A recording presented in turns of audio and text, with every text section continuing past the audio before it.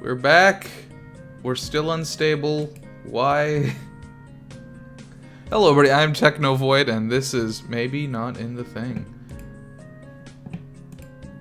Bro. Okay, now it's listing me as stable. Are we stable? Is there lag? Are you guys able to... Are we getting through? Is this thing on? Okay, cool. This thing is on. Fantastic. I need a bigger gun. Alright, so yes, welcome everybody to the TDD Season 5 overview. I am Technovoid, your resident funny man, and with me is your favorite Pokemon analyst, Hamsterwings. Hey, so as usual with every new season, we have a draft. We got two divisions. We got Timer Ball and we got Quick Ball, and we got 160 picks that we got to talk about and make fun of you all for.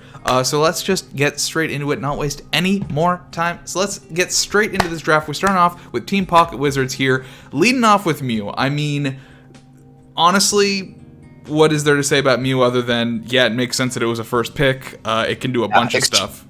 Extremely sensible first power pick. The option paralysis Pokemon itself. Yeah, so Mew has a well-known track record of being the flop and not being good on teams in general, because it's really hard to use, because there's so much it can do. So really, I mean, using this as a first pick is very good, because there's really no idea. You could pivot into any kind of team with Mew.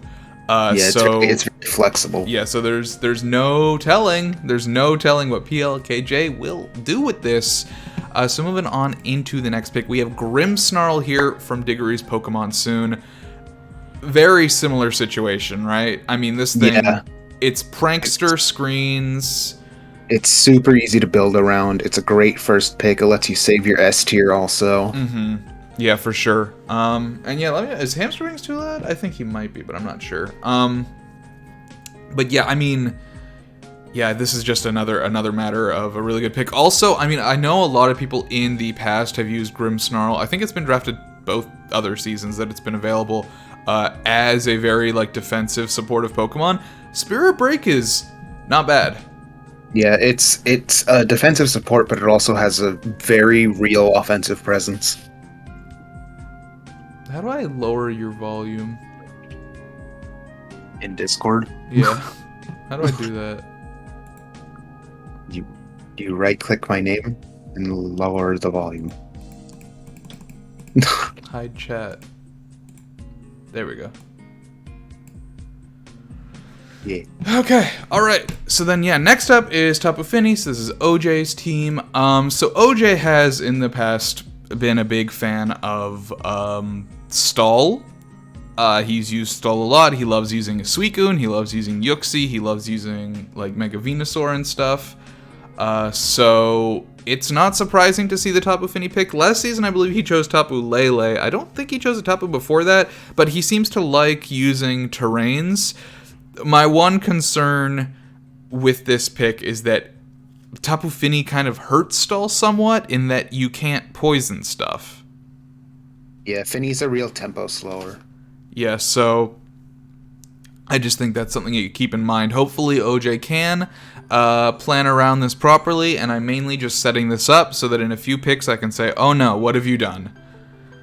That's the main reason I'm saying that, because I do think, while Tapu Fini is good, it does not really fit super well in here. And this also marks the first of many snipes from Diggory, so that's always fun. So moving into Haunts Puncher's Spectrier. This is a Pokemon we've actually not seen in TDD before. I'm excited to see it. I think it's gonna do well. Do you? Generally, yeah. Genuinely, yeah. Yeah, I mean, it's what? It's like Shadow Ball, right? It just uses Shadow Ball real quick? You don't think, you just kill.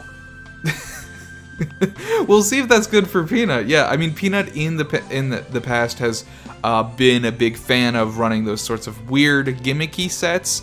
However, just based on his draft this season, it looks like he may not be going for that. It looks like he may be going for a more offensive presence, so it'll be interesting to see if he can pull that off and sort of change his own strategies around that. So I'm definitely looking forward to this, but moving on into Zamazenta. Now, one thing I think we should definitely talk about here is Zamazenta versus Zamazenta Crowned. Why do you think Yeah. Post is choosing regular Zamazenta here? Zamazenta Crowned is a steel type, which potentially later on could give him a more common weaknesses. There's a couple reasons why. This one also has 10 more speed, which can matter, but even the Crowned version is quite fast. Mm-hmm. So, all in all, it kind of depends on what he drafts after this. Either Zamazenta is a very strong pick. Yeah, I think Zamazenta is pretty slept on. I think the main reason people have not... Because this is our first time seeing a Zamazenta, is that right? In a main season, yeah. In a main season. I think part of the reason for that is it feels like kind of a boring Pokemon, but I don't think that makes it a bad S tier by any means. Yeah. I agree with that. Alrighty. Okay. Alright, next up is you. Tell me about Greninja here. I know that this is a Pokemon that you've been looking forward to use for a few weeks now. Dude, I can't really tell you why. I just really felt like using Greninja, so I picked Greninja. Okay. Well, so Greninja, for folks that, are not sure, is Water Dark type, does get Protein, and also does get Battle Bond. So two very interesting abilities there. It's a pretty versatile attacker. It's also a volatile attacker, because it can... Yeah, definitely, because of Ash form. Yeah, because of Ash form. So, Greninja's definitely an interesting pick. We have seen it. Have we seen it before in a main season? I'm not sure. I know we've seen it in some of the gym challenges. Yeah, we have. But, okay, yeah. No, it's very, very solid A tier. So, yeah, let's just move on into Incineroar! The point of picking Incineroar, as you might have guessed from the team name, is rallying to get it moved to S tier. Yeah. How do you see if it happens? Yeah. How do you feel on that front right now? I could go either way. Really? I see the power of this Pokemon. Yeah. This thing, it's got the Intimidate, it's got Parting Shot, this thing has Fake Out too, right? Yeah, it has Fake Out. Just so much pivot power on this one Mon. It's funny because Arcanine was also A tier, and Arcanine moved to B based on the argument that Incineroar is also A, and they should not be in the same tier. And now this thing might move to... Arcanine is fine in B either way. Yeah, no, I think Arcanine's fine in B. But, if this thing then moves to S, it just goes to show what a good doubles Pokemon this is. Yeah, it's very consistent. Yeah. Okay, and then on to me with Zygarde 50. I will be entirely honest, I'm not sure why I picked this. There you are. I actually am genuinely not. It's a good Pokemon. Yeah, but I'm trying to think, because I remember when I drafted this, I had a reasoning for drafting it specifically based on my other next couple of picks, but I don't remember why. It's a fantastic defensive typing. It's a great presence on bulky offense. It's very versatile. There's a whole lot of reasons to use Zygarde 50. Okay, yeah. Yeah, the ice is something I'm definitely going to have to watch out for, but we'll come back to that. So moving on into Mega Charizard X. So Vermilion Vandals is a first-time TDD player. They have actually not played any Pokemon since the days of Red and Blue. So they're 25 years in the making, a champion, so let's fucking go. How do you feel about Mega Charizard X as a Pokemon for someone who's never played before, and as a first pick? I think Zard X is volatile. That's I think the best way to describe it.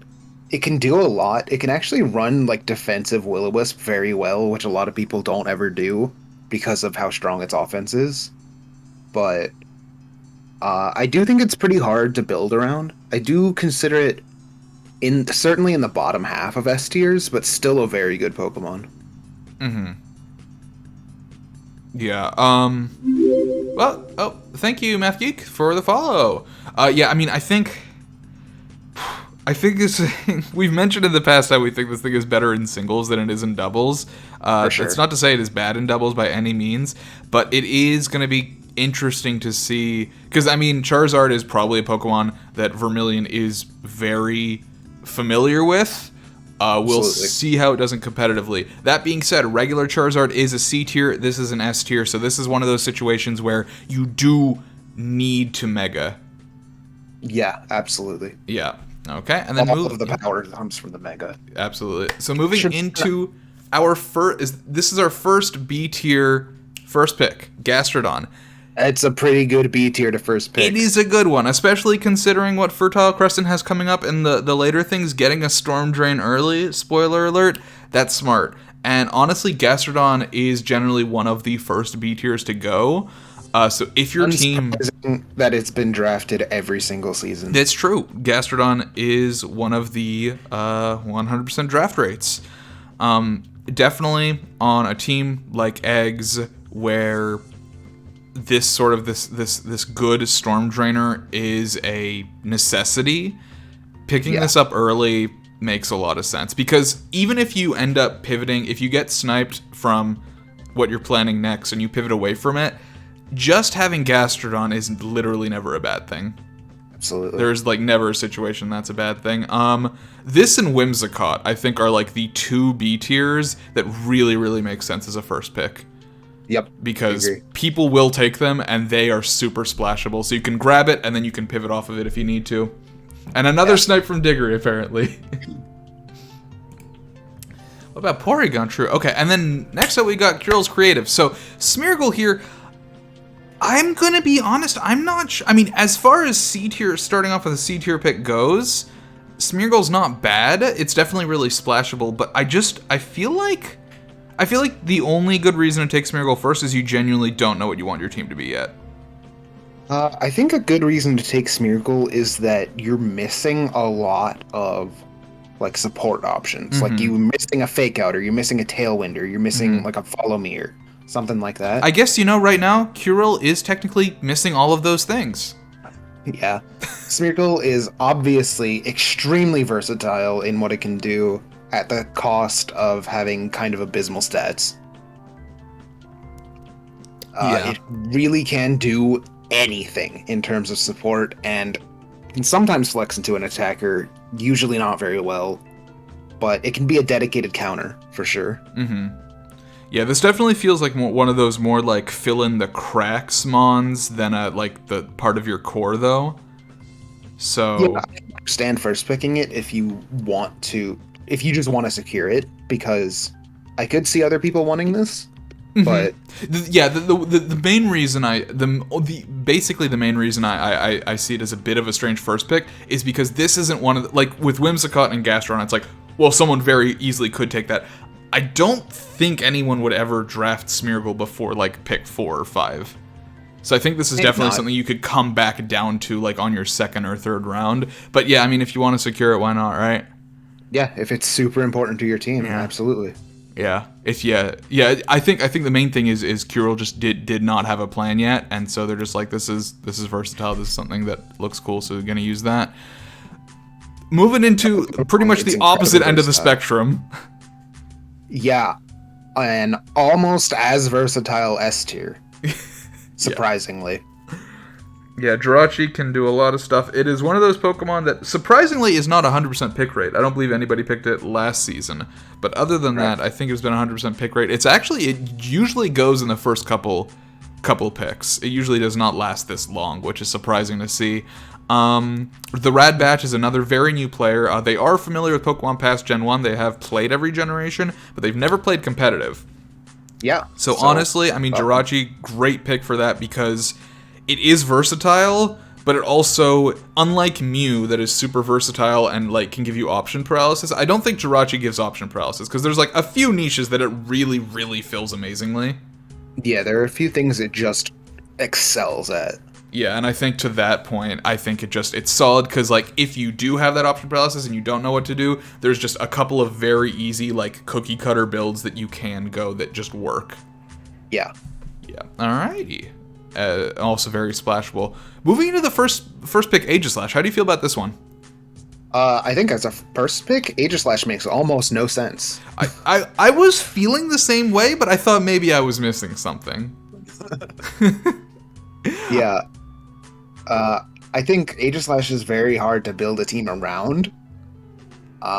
If it was important to a core that you're thinking of, absolutely draft it first, but I feel like Aegislash slots in better than it does like being prepped around. Yeah, that makes sense. That being said, Aegislash, I think, has been high priority a couple of seasons in the past. So Yeah, if you do absolutely. really want Aegislash, it does work. And, yeah, and Hoenn Boys is saying it was less replaceable as a pivot for him. So, yeah, okay, fair enough. Makes sense. Moving on to Urshifu, Single Strike. Obvious power pick. Goes right through those protects that everybody runs in doubles. It's true. Great offensive typing. Great attack. It's just a puncher. It's Punch Bear. I will What more can you say about I Punch will Bear? say this. We know in terms of I don't know if dark horses is the term I'm looking for. In terms of like sort of unknown variables in draft, I think Team Garlic is definitely one of the bigger ones because we saw him play in season 3. We saw him play in Quick and just absolutely dominate through Quick and almost get the championship. But then he didn't play a season, and now he's back. And I just think it's funny how he went from using Mega Metagross, which is another very, very offensive Punchymon, to Urshifu Single. I'm starting to feel like we are maybe getting a glimpse up here into what Team Garlic likes to do. I mean, it's a great S tier to build around. Absolutely. You used this last season, right? I did, yeah. Can you tell us about that? What was your thought process in drafting it? Because you drafted it second pick. It just exerts so much pressure by like showing up on the field and saying, "Sup, you can't protect now." Well, That's kind of the main draw of Urshifu. I see. Well, if I remember last season, I think that didn't stop people from protecting and forgetting that it went through those. Yeah. Fantastic. All right, moving on to Blue Angels Rayquaza. This is Rayquaza's first TDD where it has not been banned. So we've moved this down to the S tier. That being said, I think we probably should have done this earlier. I think upon closer examination, this is perfectly worthy of not being banned. Yeah, I think Rayquaza fits. I know a lot of people are going to say I'm crazy, but whatever. I mean, it does. I mean, you know, a lot of people are scared of quad weaknesses, especially to ice. So this has that. Honestly, I mean, it is fast and it hits hard. And honestly, it's Actually, not that fast. Did you know it's only 95? It's only 95. It has extreme speed, though.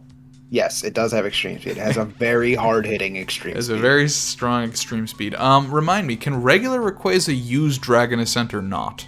Yes. It can. Okay. So you do have that strong... It's flying stab, right? Yes. Okay. All right. Yeah. It also makes for like a premier mix attacker. You can run like Dragon Ascent Draco Meteor and still just be incredibly effective. Yeah, there are not too many of those. We have a lot of flex attackers, but not too many mixed attackers, so that's a good point. How do you feel about this being drafted by Whiskey? We saw Whiskey last season with a Rain team. They were very, very new at that point. Now they're getting into it some more. They're trying out some different things. And now we have a Weather Blocker instead of a Rain team. Yeah, I mean, sounds good to me. Alrighty, and then into the final pick of the first round from the Stew Crew. I mean, it's Ferrothorn. This is such a bulky bastard.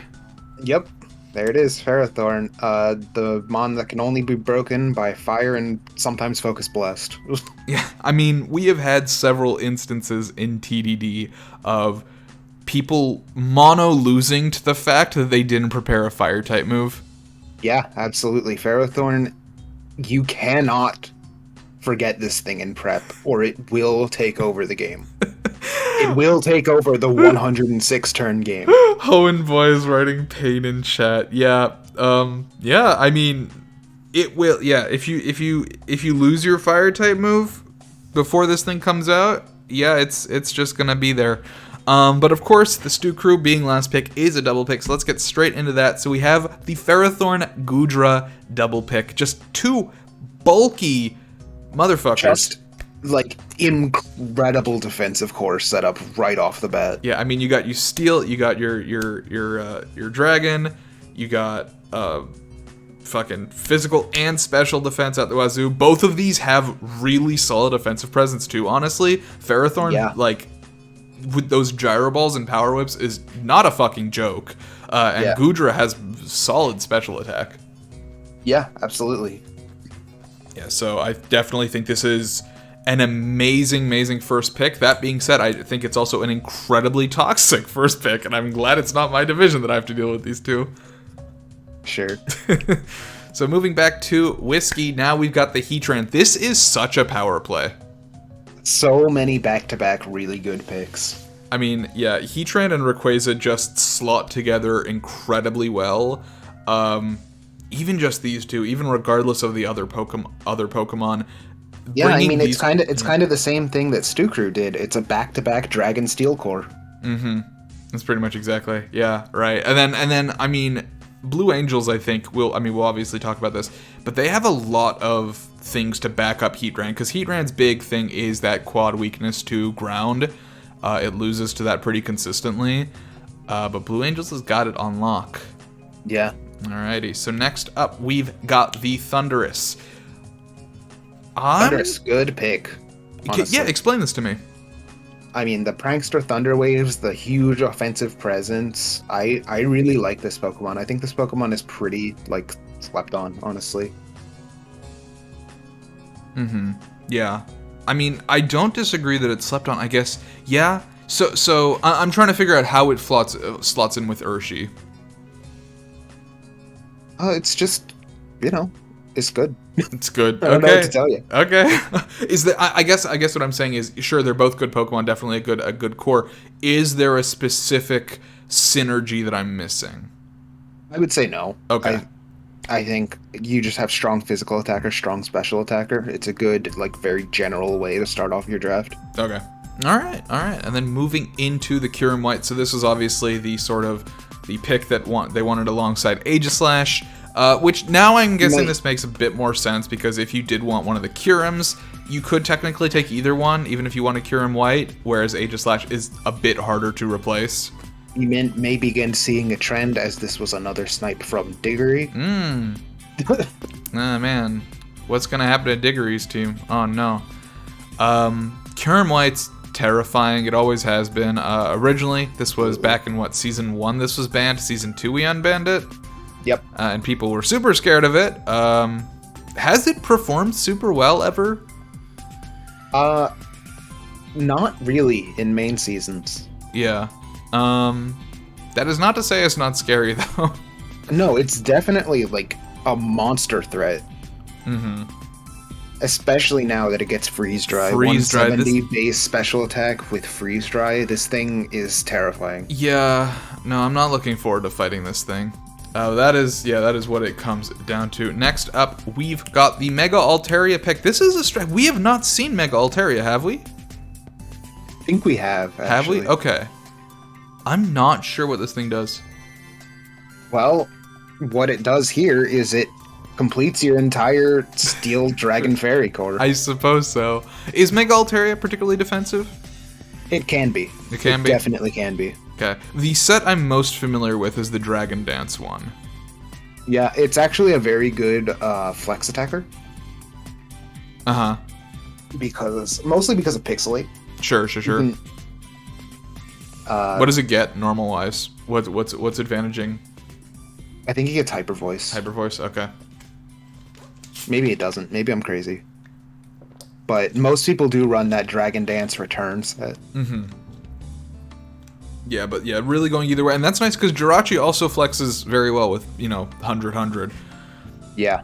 So yeah, two very all-rounder mons. And honestly, I think it makes a lot of sense for sort of newer players who don't have a strategy set up in mind yet, like a way that they like to play. I think going for all-rounders is really smart.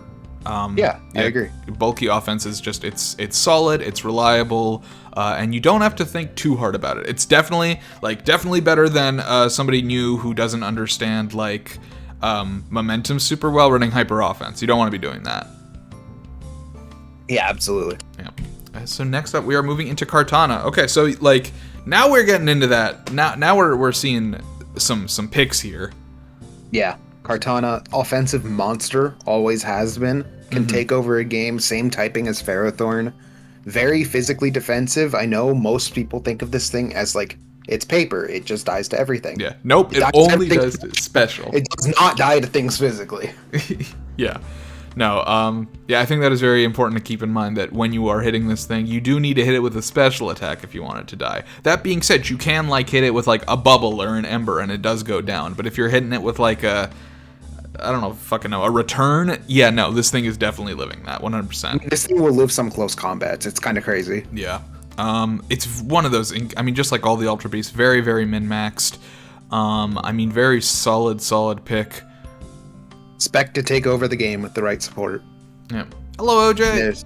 And there's a pretty good support right down there. Yes. Okay, moving into the Corvin Knight. I think Corvin Knight is really, really good. I think this is an amazing defensive pairing. Yeah. I mean, yeah, you got the water ground, flying, steel. Assuming at some point he is going to go for some sand. This works really, really nice for him. It's just, I mean, Corviknight, I mean, with the tailwind, I mean, this thing gets fucking power trip. Yeah, Corviknight's like an amazing generalist. Yeah, it does a lot of stuff very, very well. Corviknight is not... It has offensive presence too, which is nice. It's not like amazing, like it's definitely more defensive than it is offensive, but you do also need to keep in mind on it. Yeah, especially with its like bulk upsets. Mm-hmm. Very, very true. Okay, moving on into Rotom Wash. So again, with Vermilion, I always want to point out he is very new. How do you feel about the Rotom Wash pick? I think it's pretty nice. Good, actually. I think this is a great pick. Yeah, I think this slots in with Mega Charizard very solidly. Yeah, I agree. And covers a lot of weaknesses. It's a fantastic support, has a decent offensive presence as well. Mm-hmm. Yeah, and I think actually this is very interesting because just a little of a dive into the mind of Vermilion Vandals here based on post structure.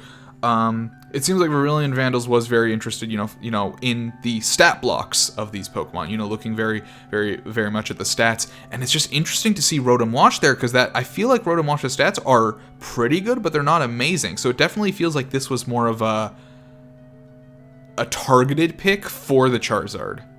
Yeah, I agree. And I really like that. I think that's already showing a lot of potential here for Vermilion Vandals to sort of be building that knowledge. So very exciting for that.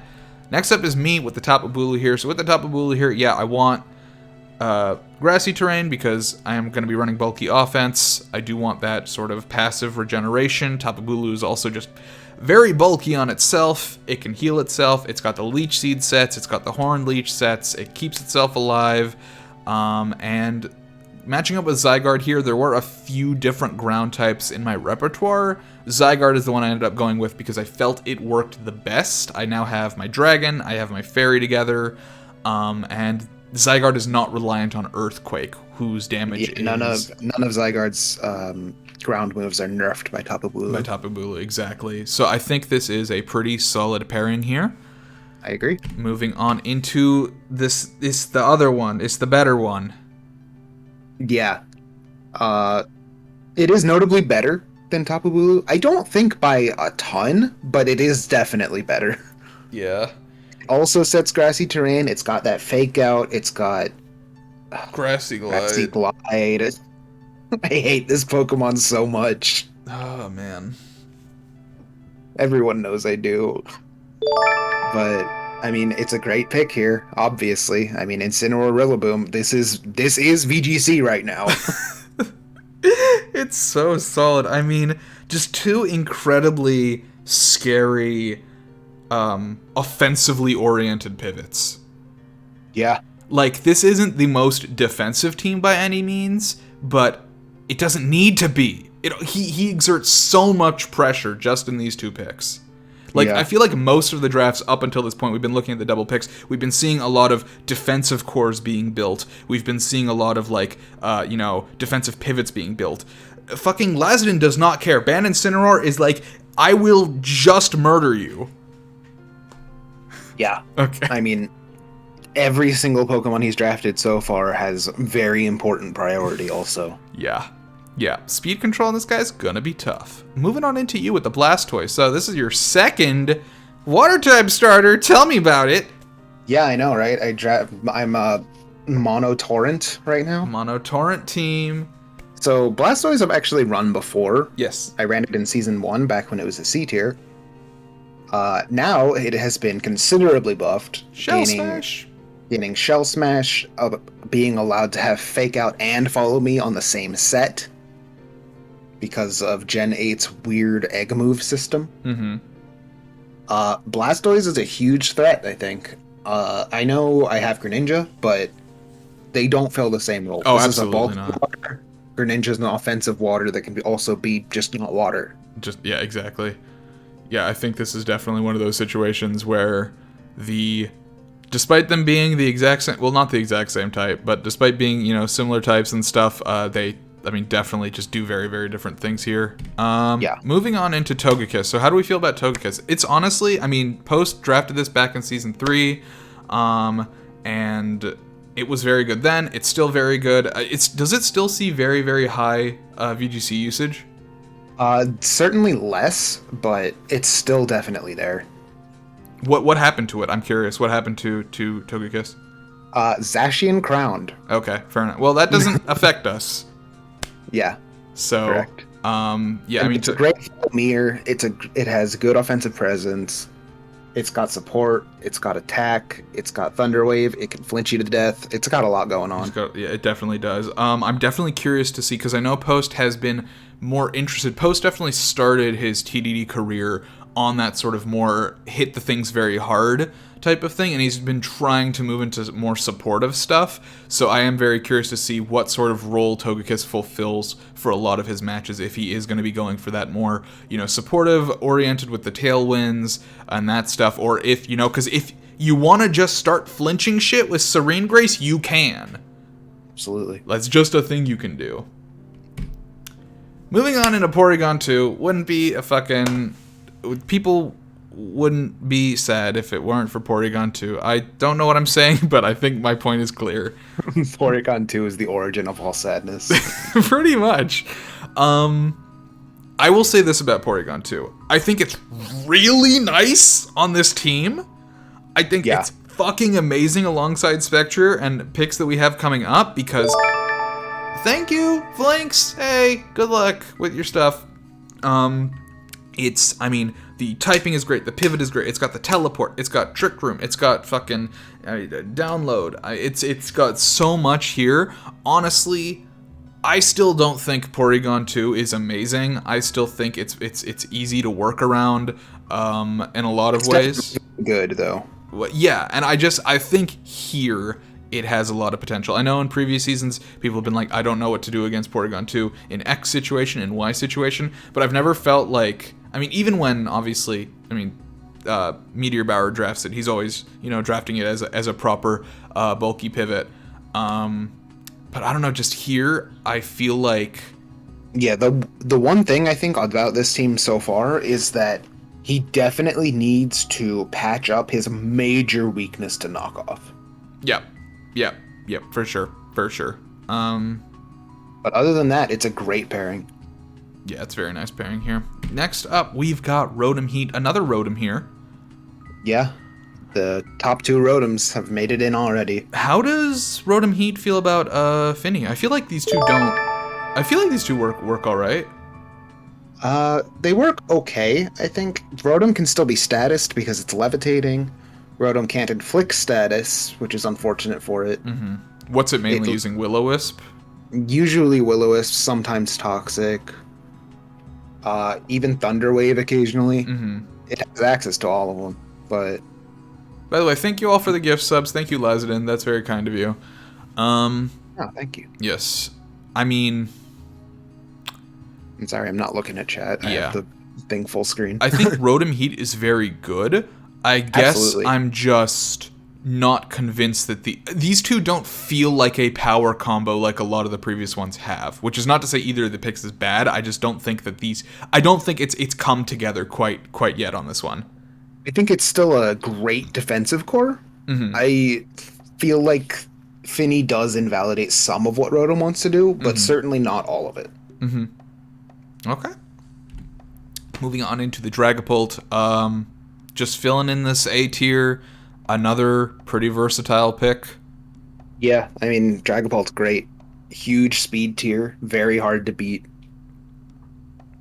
Moves first most of the time, unless there's a Rillaboom, but this thing actually doesn't die to Rillaboom. Yep, nice grass resist there. Yeah, it's very good into that. It's a great, just fast, offensive dragon Thank that you, can Blinks, for even the run bits. defense. Mm-hmm. I mean, you can run sub-disable on this thing if you really want to. Yeah, it's got a lot of different options. I think Diggory's team here still could pivot into anything. Yeah, absolutely. Yep. These are two just very good generalists. And moving back to the front, we have Mega Mawile. Hard hitter. Always has been. Yes, always will be. Yeah, Mega Mawile. Obviously, the stats are kind of like you look at Pocket Wizard's team page, and you're like, oh, that attack doesn't seem too bad. Please keep in mind that Mega Mawile has huge power, and its attack stat is actually much higher than what it looks like on paper. Oh yeah. Mawile also can function in either Trick Room or Tailwind, which Mew provides both. It's a good speed mix-up. Mm-hmm. If you prep for Trick Room and he runs Tailwind, you'll get screwed, and vice versa. Yes. Mega Mawile does use Sucker Punch, but it doesn't have to, and it is. If it is, I think Mew works nicely with it because Mew obviously can set up Psychic Terrain pretty easily if it's got the Z move. And since it's his own prep, if he knows he's running it, he doesn't run Sucker Punch. But if he's not running Sucker Punch, that protects Mew a lot. Or not Mew, that protects Mega Mawile a fair bit. Although, there are no fire or ground priority moves, are there? I don't think so. I don't think so. Mainly, yeah, so I guess it's not that big. But either way, let's talk about the next picks. We got the Como here. Now we got the Fantasy Core just done. Yep, in 2 Pokemon. Como has not seen play in a while. It's been since season 1, right? I think 2. 2. But this Pokemon is incredible. It's the only really downside of it is that it's an absolute Z-move hog. You're probably not going to get to run Z-moves on anything else because this thing, its Z-move is so good. Yeah, they gave it a new move too, right? Clangorous Soul that takes its HP for the Omni Boost. Yeah, it loses 33% for an Omni Boost, but I mean, we have the Z Crystal legalized. It's loves that more. Absolutely. Alrighty. How do you feel about these two as a combo pick here? Fantastic. I think they're great together. Nice. Alright, moving back into Pokemon Soon with the Tapu Koko. So now we are starting to potentially see something, but arguably still not really. Yeah, I mean, Tapu Koko, while it does support a certain type of play, it's also a very good generalist. Yeah. So we're kind of 3 for 3 on that. Yeah, I am a little bit concerned, at least at this particular moment, that this team doesn't have much of an identity yet. Might be because he's been sniped about 7 times so far. That's very possible and true.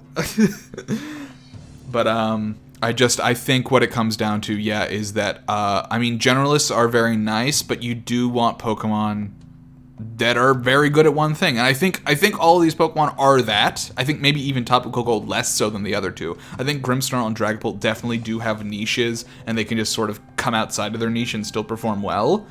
Yeah. I think we'll definitely have to see more before we can talk too much about this team. Moving on to the Mega Venusaur. I find this pick I don't understand this.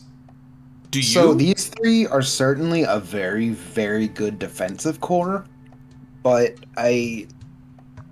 Venusaur can't really do much outside of Leech Seed and use attacking moves. I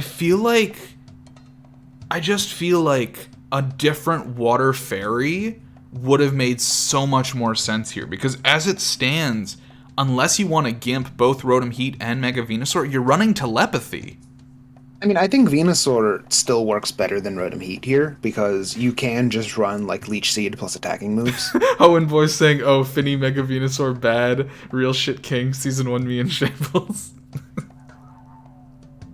Okay. I mean, that's what I'm saying. Venusaur is just amazing in general. Uh-huh. It doesn't matter what kind of terrain it's under. It's very good. This is true. This is true. Yeah. Fair enough. I think that more than anything, the Rotom Heat is the one struggling here. That's fair. Yeah.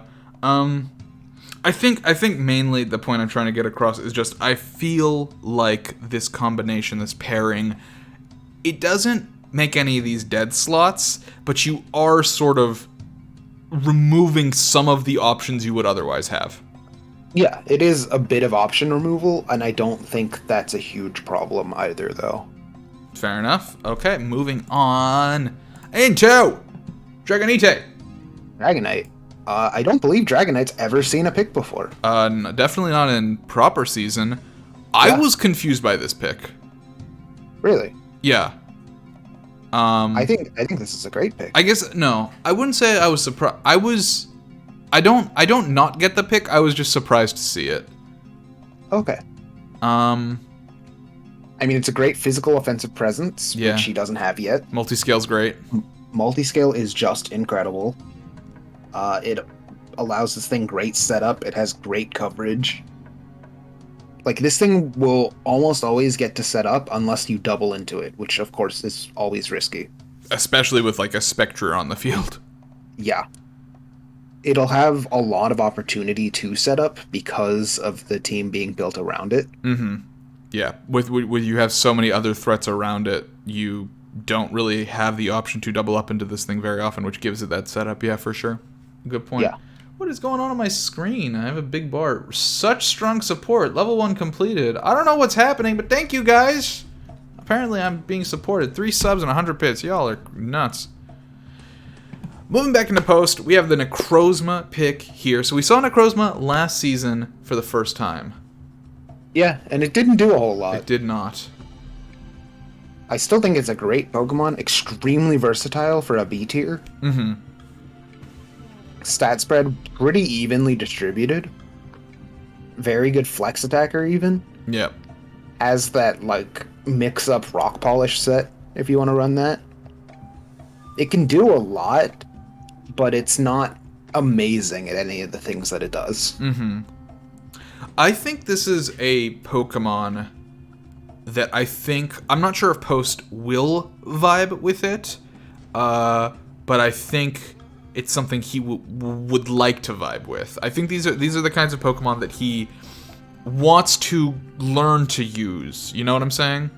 Yeah. Like with these very flexible, options that sort of can do a lot. So I think I'm not sure how much play it will see. I mean, I think it'll see a lot of play. I don't know how successful it'll be, but I definitely think, if nothing else, I will say this is Post's first time in Timer Ball, which is kind of huge. I don't know how successful he'll be, but I think regardless of all that, it's a great learning experience for him to use Necrozma. Yeah. I think this is like the perfect Pokemon for him to basically train with. And even if it doesn't work right now, I think it will do so much for Post in the long term. And Post is one of those players that is always improving and always getting better. So I think this is kind of great for him, even if it is not an amazing pick. Yeah, the only thing is that you risk becoming the jack of all trades, master of none, which you typically don't want to be in a draft, but it's very easy to work around still. Mm-hmm. Yeah. Well, even if you are being a jack of all trades in one specific season, learning all this stuff helps you out in the long run. Yeah. You know, TDD 100 season 100, Post gonna be like fucking 10-time champion at this point. I'm just saying. They'll have won a 10 of the seasons. All right, next up we got Metagross. Not Megagross, Metagross. Yeah, Megagross is banned now. Yeah. You had to do it to him. Yeah, I mean, I think Metagross is a good pick here. Mm-hmm. Because I picked it, yeah. So I said so. Good enough for me. I mean, it's offensive, defensive presence. It's a stats monster. It has a lot of options. It's got Agilagross. It's got just hard-hitting moves, Meteor Mash, Zen Headbutt, all that. Yeah. It's a good generalist. For sure. Which my 2 Pokemon so far are kind of specialized. Yeah, so I agree. I think definitely. I needed a good generalist. Yeah. I mean, when I think of all-rounder, I mean, Metagross is one of the first things that pops to mind. I mean, this thing's both, attack, defense, even its speed. It's got good bulk. It's got good everything. Its typing is fantastic. I mean, Metagross does it all. Yeah. Alrighty. Honestly, we should move Metagross to S tier. Honestly. Wait. Azumarill. All right. So. Fire, water, grass core complete.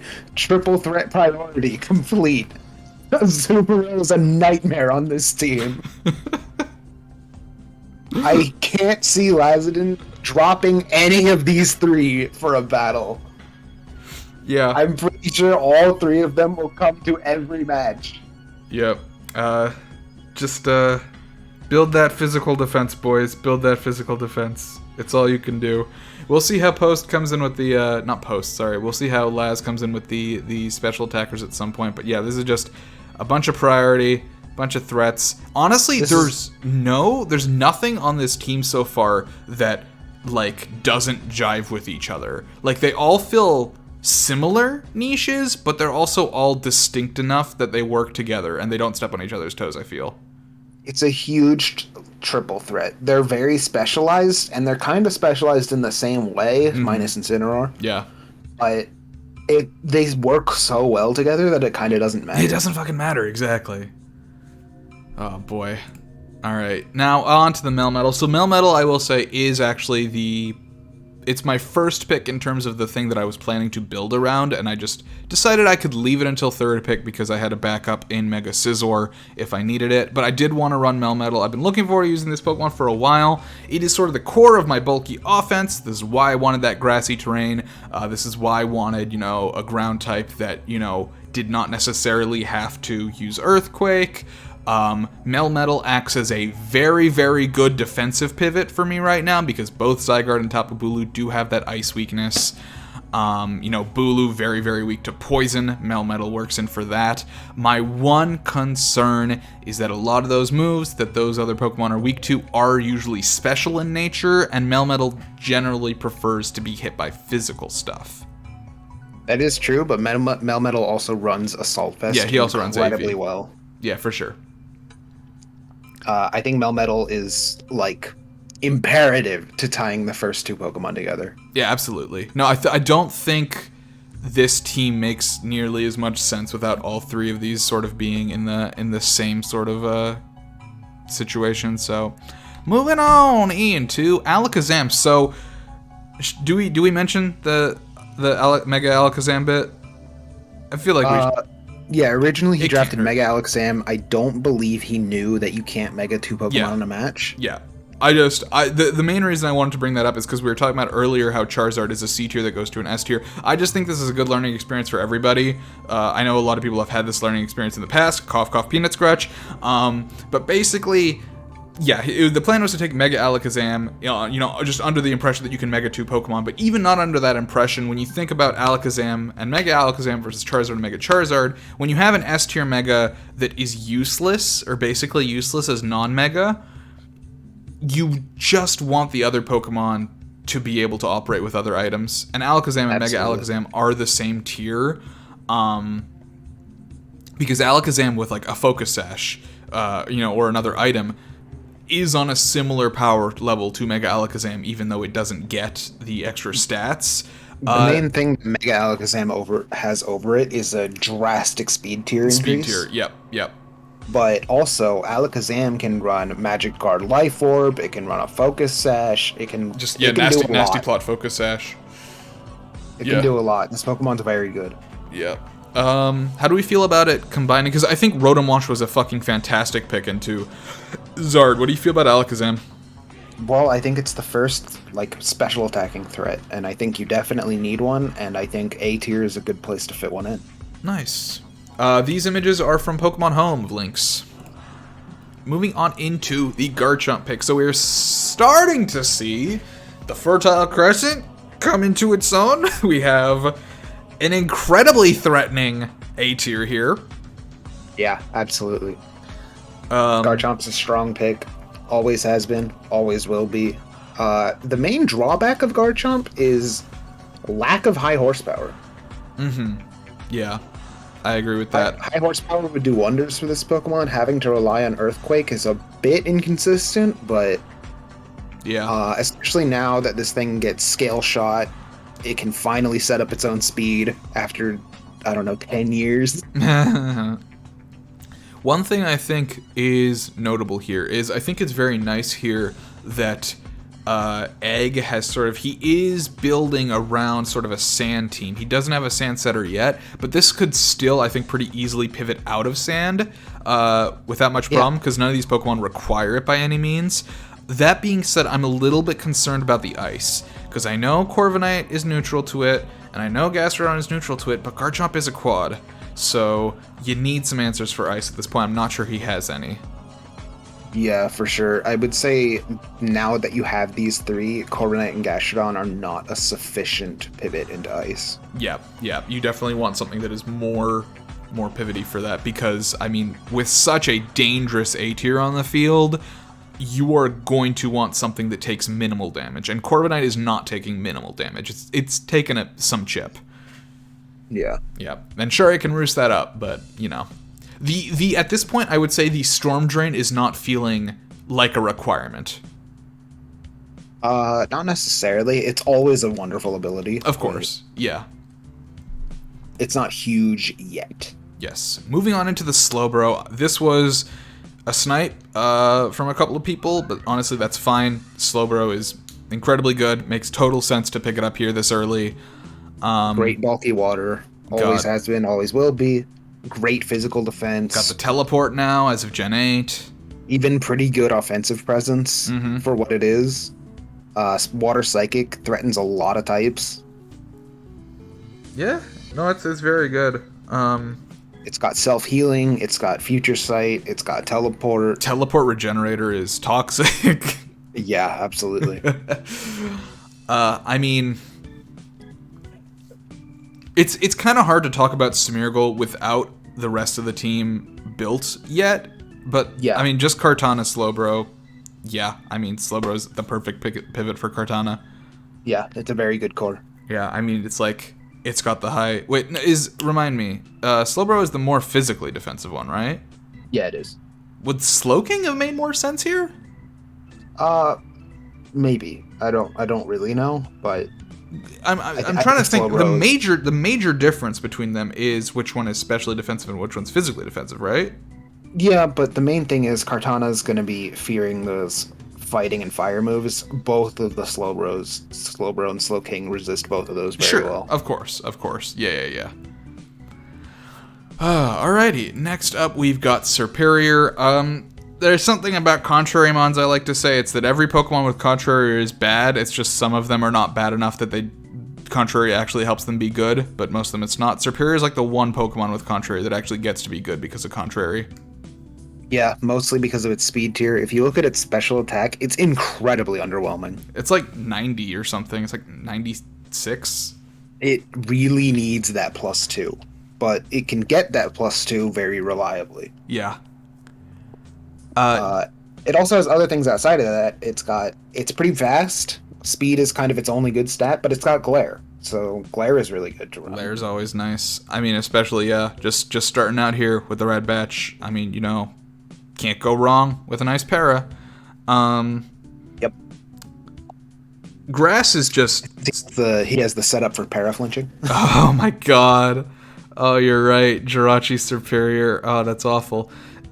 That being said, Grass kind of a shit type. Yeah, it's not the best, especially not with Superior stats. Yeah. I see the merits of Superior, but it's very one note. I am seeing a fair number of shared weaknesses on this draft so far. Yeah. You've got. I mean, I think that more just comes from the fact of how bad Grass is as a defensive typing. But you've got like the double fire. Mega Altaria isn't immune to ground anymore, so the ground hurts, the ice hurts.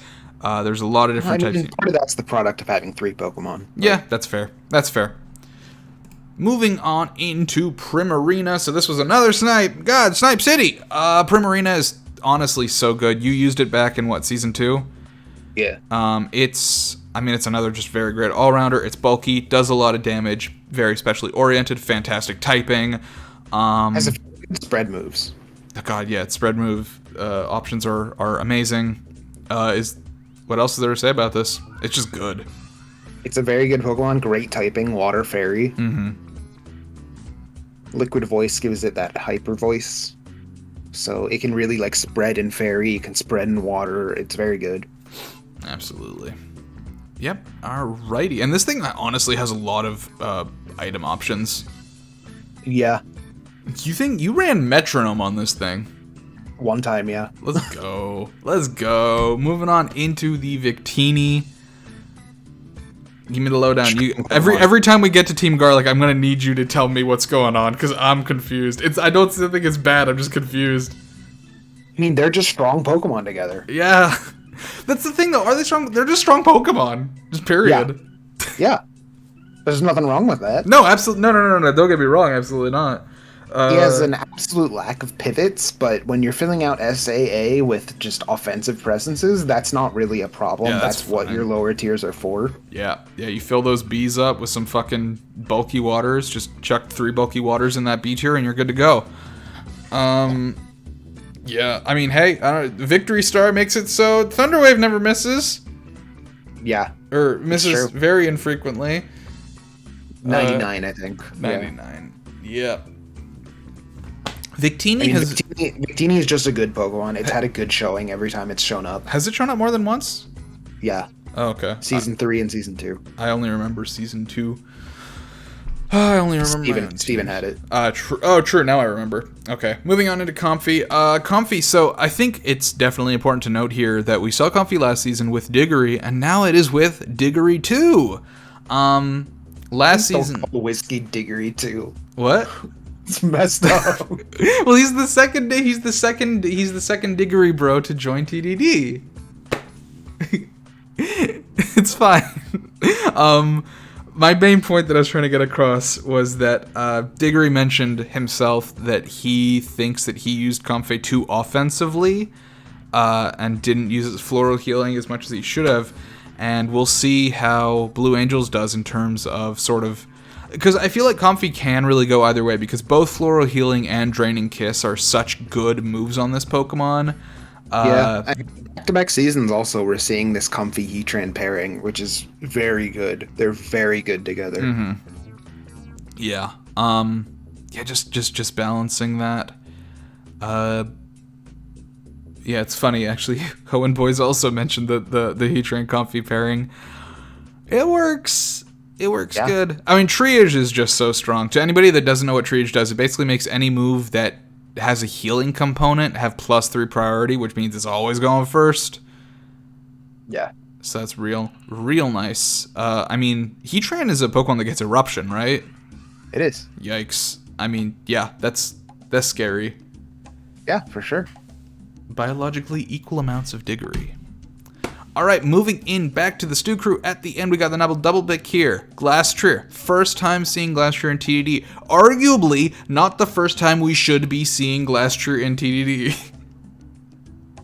So, I mean, looking at these 3 Pokemon, you don't quite see how Glastrier fits yet, but certainly if this team goes Trick Room, it's like, yes, Glastrier is the obvious pick. Mm-hmm. Speaking of which... Hatterene. There you go. Now it's Trick Room team. Hatterene, very slow, sets up Trick Room, has the Magic Bounce. Yeah. Magic Bounce... Does Magic Bounce... Yeah. Does Magic Bounce bounce back Taunt? Yeah. Yeah, I mean, that's spooky. I mean, Hatterene, a very good Pokemon in its own right, also completely enables Glastrier to take over a game. Mm-hmm. I think it is especially when you have crazy pivots into Glastrier, when it needs to get out, when Trick Room ends, you have Ferrothorn, you have Goodra. Both of those slot in very well to take whatever Glastrier needs. What does Ferrothorn block for Glastrier? Nothing. Yeah. I was thinking of types that Glastrier is weak to, and I'm not sure. I guess Rock? Yeah. I guess Rock is the big one. Yeah, that's what chat's saying, too. I think Goodra. Goodra. Yeah, Goodra's fantastic, I think. That being said, just looking at this team so far, I think definitely you cannot fall into the sort of trap of being like, I have these bulky Pokemon, I'm gonna build them bulky. I think if you are going a fucking hyper offense with Glastrier, you need to build these bulky Pokemon as scary bastards. Yeah. Ferrothorn. I wouldn't be surprised to see like a banded Ferrothorn on this team at some point. Like with this team, this is not the place for Ferrothorn to be using Leech Seed, you know? This is the place for Ferrothorn to be using Power Whip. And you need to stall 100 turns.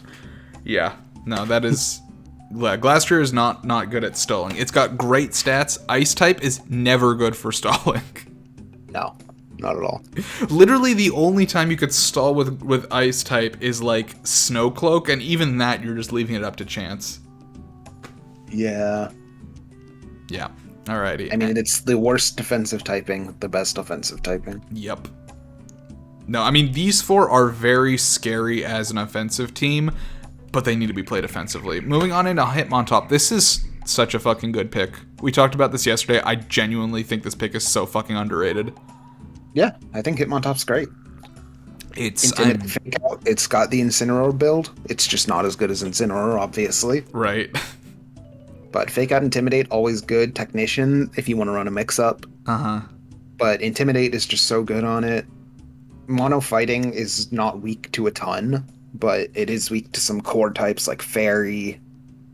Psychic, I wouldn't say is it's like everywhere, but Fairy is kind of the big one, and Flying is niche. Yeah, and I mean, he's got answers to Fairy, mainly Heatran. Yeah, for sure.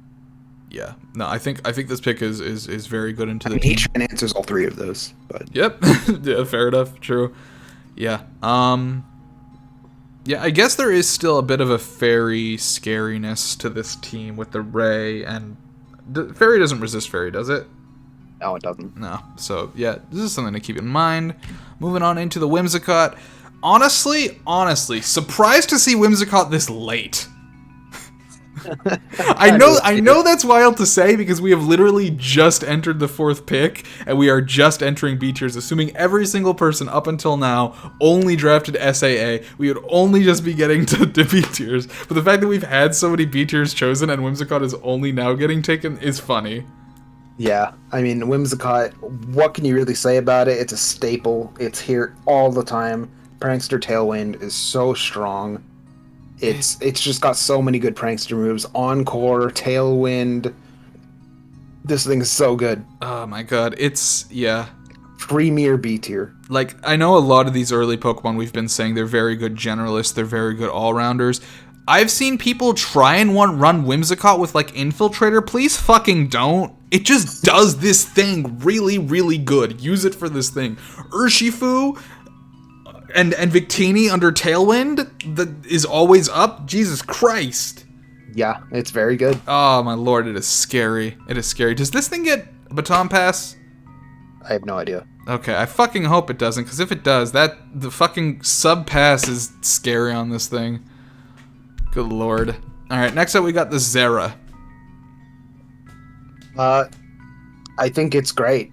Yeah, I've been saying like every pick is great so far, but yeah, like, most picks have been. I mean, this one just provides such a nice speed tier here, because, you know, Kyurem White and Aegislash, both very good Pokemon. The problem is just they're like sub, like, what is Aegislash's speed? I don't know, but I know Kyurem White's like 95, right? Aegislash is very low. Oh, is it low? Okay, yeah, and like Unite has tricked you into thinking Aegislash is fast. It's not at all. It's not fast. I was honestly thinking it was like base 70. I know Primarina is pretty slow as well, like base like 60 or something. Ages 60. I think Primarina is like also near there. It's like 60, 65-ish. Coming in at a solid 145. Yeah. I think this is something that Meteor Bauer struggled with a little bit last season, despite having a very, very good team, is having a bunch of very middling speed tiers. He was pissed about losing to Spore Smeargle, so he brought Zeraora. So he brought Zeraora! Can't fault it.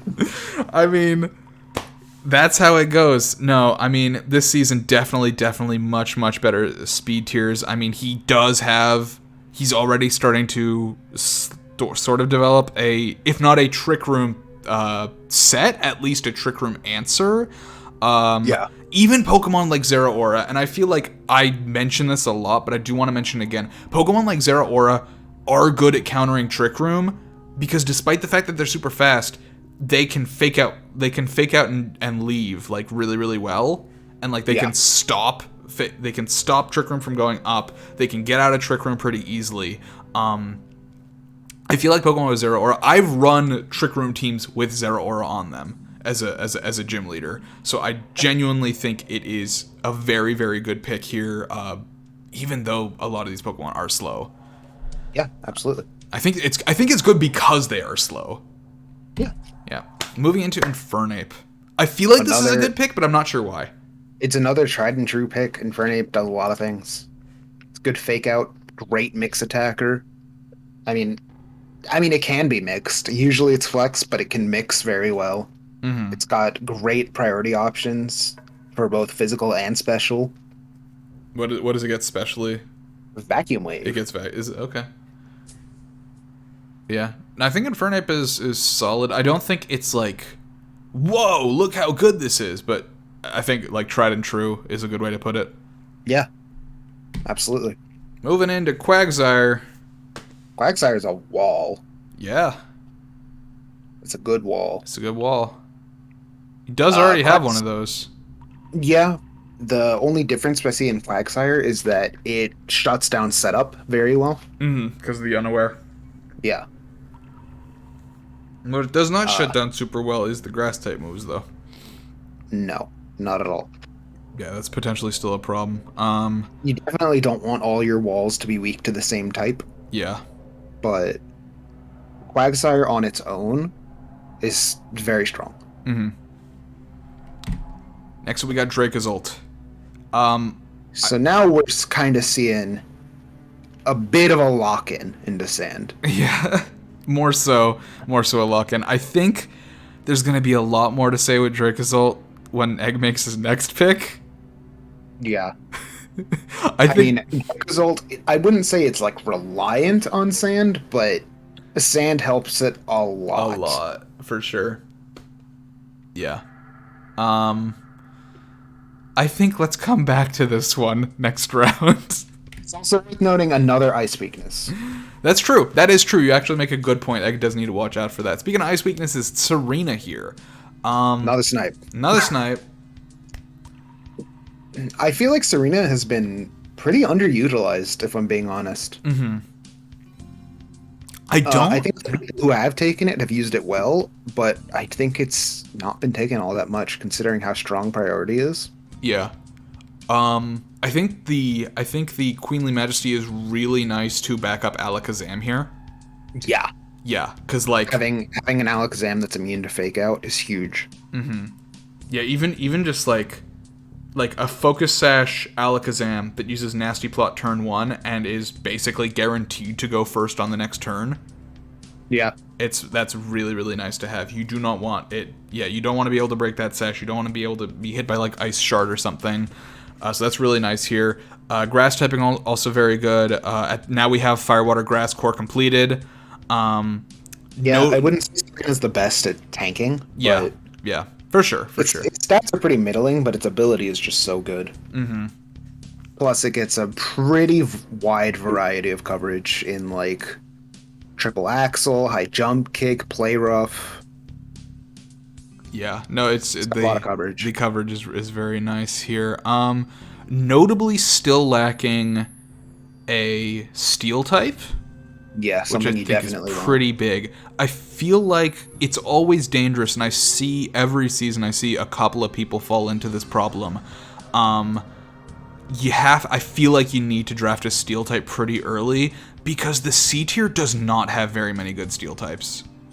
Yeah, it's kind of rough if you get down to C tier without a steel type. Like if you can grab something in B, there are a lot of nice B options, but if you wait too long, you are going to be fighting tooth and nail with the other people who forgot for like the two good steel types in C tier.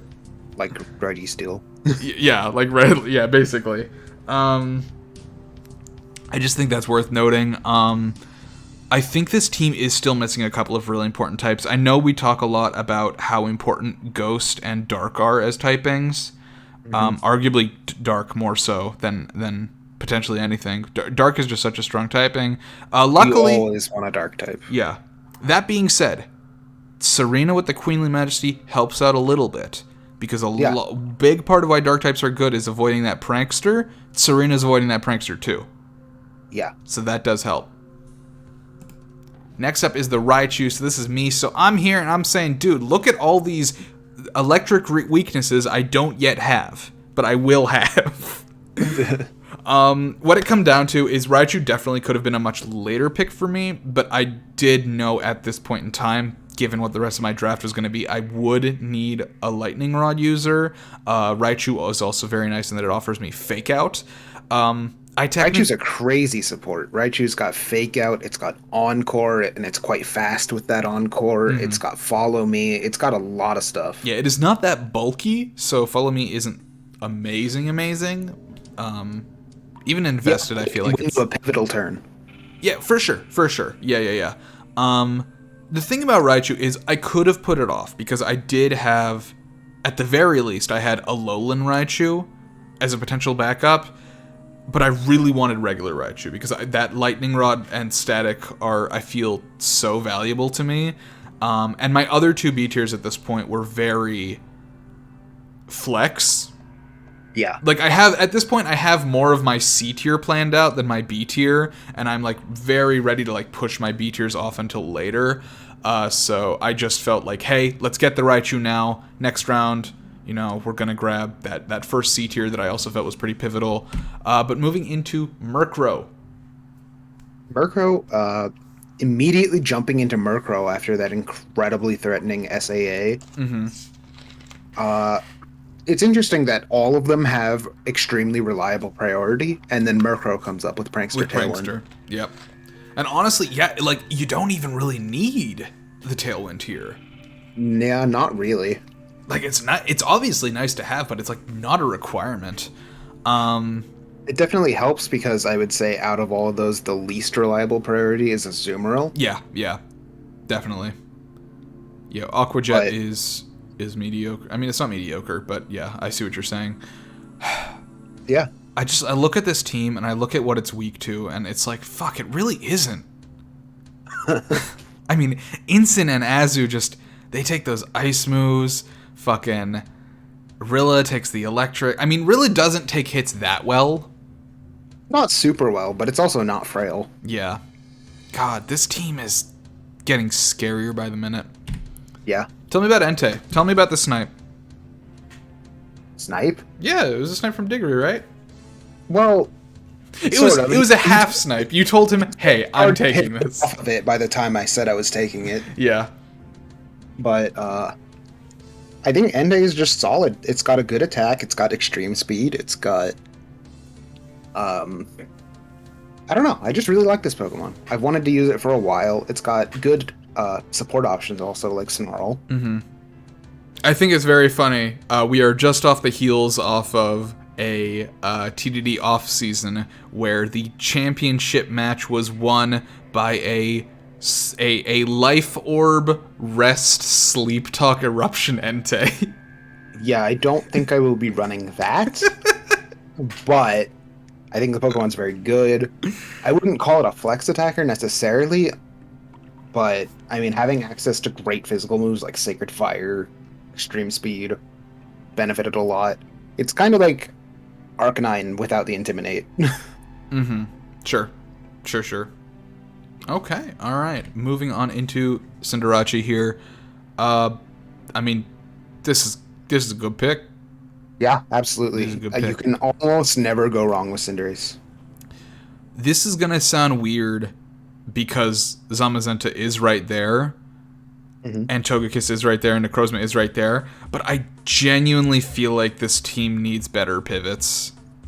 Yeah, no, I agree.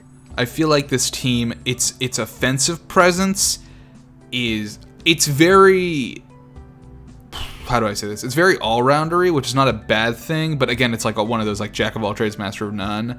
Cinderace is very, very strong offensively. Necrozma and Togekiss are sort of both middling. They can do both things very well. Zamazenta, I feel like, also can do both things pretty well. I do feel like we need a dedicated tank somewhere. Definitely. Yep. Okay. But Cinderace, obviously very strong, can be whatever type. Moving on into the Lando. He's back, baby! Yep, Lando T. Okay, now I remember. It was not the Dragonite that confused me. It was the Landorus that confused me. I was not expecting Landorus to be his S tier because he had just picked Dragonite. It is back-to-back quad ice weaknesses, which is definitely not ideal, but also Landorus is just incredibly powerful. Gives you an Intimidate, gives you a lot of just physical attacking presence, is a pretty good wall in itself. Yeah, I think this is a big, and I think I mentioned this. This is a pretty big pivot away from how Peanut usually plays. Peanut is usually doing those like, gimmicky, fun, interesting. I'm saying as if the other stuff he's doing isn't. That's not true, but like he's more used to that sort of gimmicky style of play, and I feel like this season I really appreciate the fact that he's taking a step back from that and just like, I just want to play into a solid strategy, a solid core that works every week. And Lando and Spectrier combined with the Porygon Dragonite, that's a very nice, like, as you were mentioning, any one Pokemon will have a chance to set up just because of how scary everything else is, and the Porygon 2 works so well on switches. Yeah, that said, you definitely need some resists. You're like dying for some resists right now. You're dying for some water typing. Yeah. Oh God! Another one! Another quad weak to ice. Why are there so many? I mean, it just happens a lot. I know. This team, it doesn't matter because it's the first ice weakness he has. Yes. Oh, for sure. No. I don't. I think ice here is fine. Luckily this thing is flying. Does that mean I'm not sure about Misty Terrain. I know that like damage of dragon type moves is reduced. Which Pokemon needs to be on the ground for that? The one using it. Okay. So that's fine then. No, the target. It's the target. It protects the target from being hit by dragon moves. How much does Salamence use dragon type moves? Not a ton. I mean, usually he's gonna either be physical or special. He's flex. This guy can drop a Draco, right? Yeah. It's definitely preferred physical, but it can run special. Mm-hmm. I think the main thing is just it's Intimidate. It's very all-arounder stats. Mm-hmm. Yeah. I feel like Salamence has become so much rougher to use ever since like Mega Salamence came to exist, because Salamence finding its flying stab is rough. Uh-huh. Like half the time you're going to be using like Z-Fly on it, which just feels bad. Yeah. Yeah. Because it doesn't get the Aerialate. I think this team and the next team, I think, are both having a situation where they haven't decided, or maybe they just haven't shown on paper what they want to do. Yeah, this team's very defensive, but Salamence, I wouldn't say is like a premier offensive B tier. Yeah. So it's just like, still, it's like, what is the plan here? We gotta get a game plan. We gotta get a game plan. Planet Fitness. Let's go with the next one. All right. Well, now a game plan has been decided for Pokemon Soon. He sold his soul to the Pelipper. Yeah. So, after being sniped about 27 times, Diggory went ahead and made a deal with the devil. He said, "Hey, Pelipper, my old friend." It's so funny because Diggory is always shitting on Pelipper and rain teams, and it's just funny that he has now lost his soul as well. Boy, I mean, we got to get one every season. Yep. I guess the one thing we can mention here is, given that he has only now decided that he's a rain team, how do his previous picks play into that? Still perfectly fine, I think. Yeah, I think don't think Dragapult it and changes- Gripstone both work very well. I think Coco it changes how it work at all, actually. Well, if anything, it just lets Coco now fire off thunders. Yeah. Yep. Now back to the double pick. We got the Mandy Buzz here. Surprisingly, never picked in TDD before, despite the fact that it's so good. Yeah, it's a crazy dark defensive wall. It can be either defense. It's got roost. It's basically what if Corviknight was a dark type. Uh-huh. And as we've had talked less, and had less offensive options. Yeah. I mean, as we talked about, dark type, incredibly important to have. Mandibuzz, such a good pick here. I mean, the combination of dealing with the stuff that Mawile is weak to, there is a bit of an ice weakness here, but other than that, it's just so nice. And moving into the fucking power play of Jellicent, I mean, Bulky yikes. water. There you go. I mean, both of these bulky B tiers are weak to electric, but that being said, I mean, Komao and Mawile both resist electric, and honestly, Mawile does not. no, Mawile does steel not resist electric? Resist steel. Never mind. But honestly, even Jellicent and Mandibuzz take electric type moves not bad. Yeah, for sure. I mean, we're talking about people that, I mean, I think Pocket Wizards has a very, very strong situation here, in that both of his A tiers are incredibly physically oriented. Both of his B tiers are incredible pivots, and his S tier can do anything. Yeah, it's a good build-up. I think this is a very, very, very good build-up. Obviously, there are some cracks that you're probably going to want to fill, but this is just so, so solid. Very good draft here. Moving back into Ludicolo, I mean, again, not too much to say here. You drafted Pelipper, now you gotta make sure that you don't start getting your water picks sniped, your rain picks sniped, and Ludicolo is, in my opinion, one of the best C tiers that benefits from rain. Since Kingdra's ban, yeah. Yeah, well, not banned, since Kingdra's moved to B, yeah. Yeah, I mean, Kingdra got banned From C tier, yeah. Yeah, no, I think Ludicolo, very good. I mean, is this his first fake out or not? This is, right? No, he has Grimmsnarl. Does Grimmsnarl get fake out? Yeah. Huh, okay. Alright. Well, this thing's got Rain Dash, so it can be bulky. This thing's got Swift Swim, so it can be fast. That's it. Now you're making me question myself. Maybe it doesn't. No, Hoenn Boys says it gets Grim. Okay. It's funny, because you're not looking at chat, but I am looking at chat every once in a while, and everything you say, Hoenn Boys also says in chat. Nice. So we got 3 of our 4 champions in saying the exact same thing, so it must be true. Moving on to Hawlucha. Okay, so Hawlucha, I think, is perhaps the first pick with Tapu Fini that just 100% works.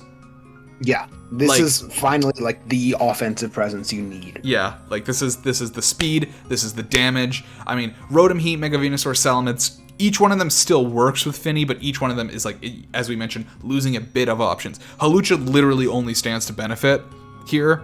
It can't be, well, actually, it can be burned. Never mind. I was going to say it can't be burned. It can be burned. But just, I mean... But all of its moves are super high powered. It's throwing off base 110 acrobatics, 120 high jump, or 120 close combat. It gets close combat now. It's great. Typically, you want to run Hawlucha with electric terrain because Thunder Punch kind of covers like literally everything after those two. But Coco's gone. Fini works. It doesn't have any fairy moves that can take off that, but it's fine. Also, Hawlucha's flying, so that doesn't even work anyway. But Stone Edge is always an option too. Yeah. No, I think Hawlucha is very nice here. Finally, yeah. The thing about Hawlucha is a lot of the time you do need that Swords Dance.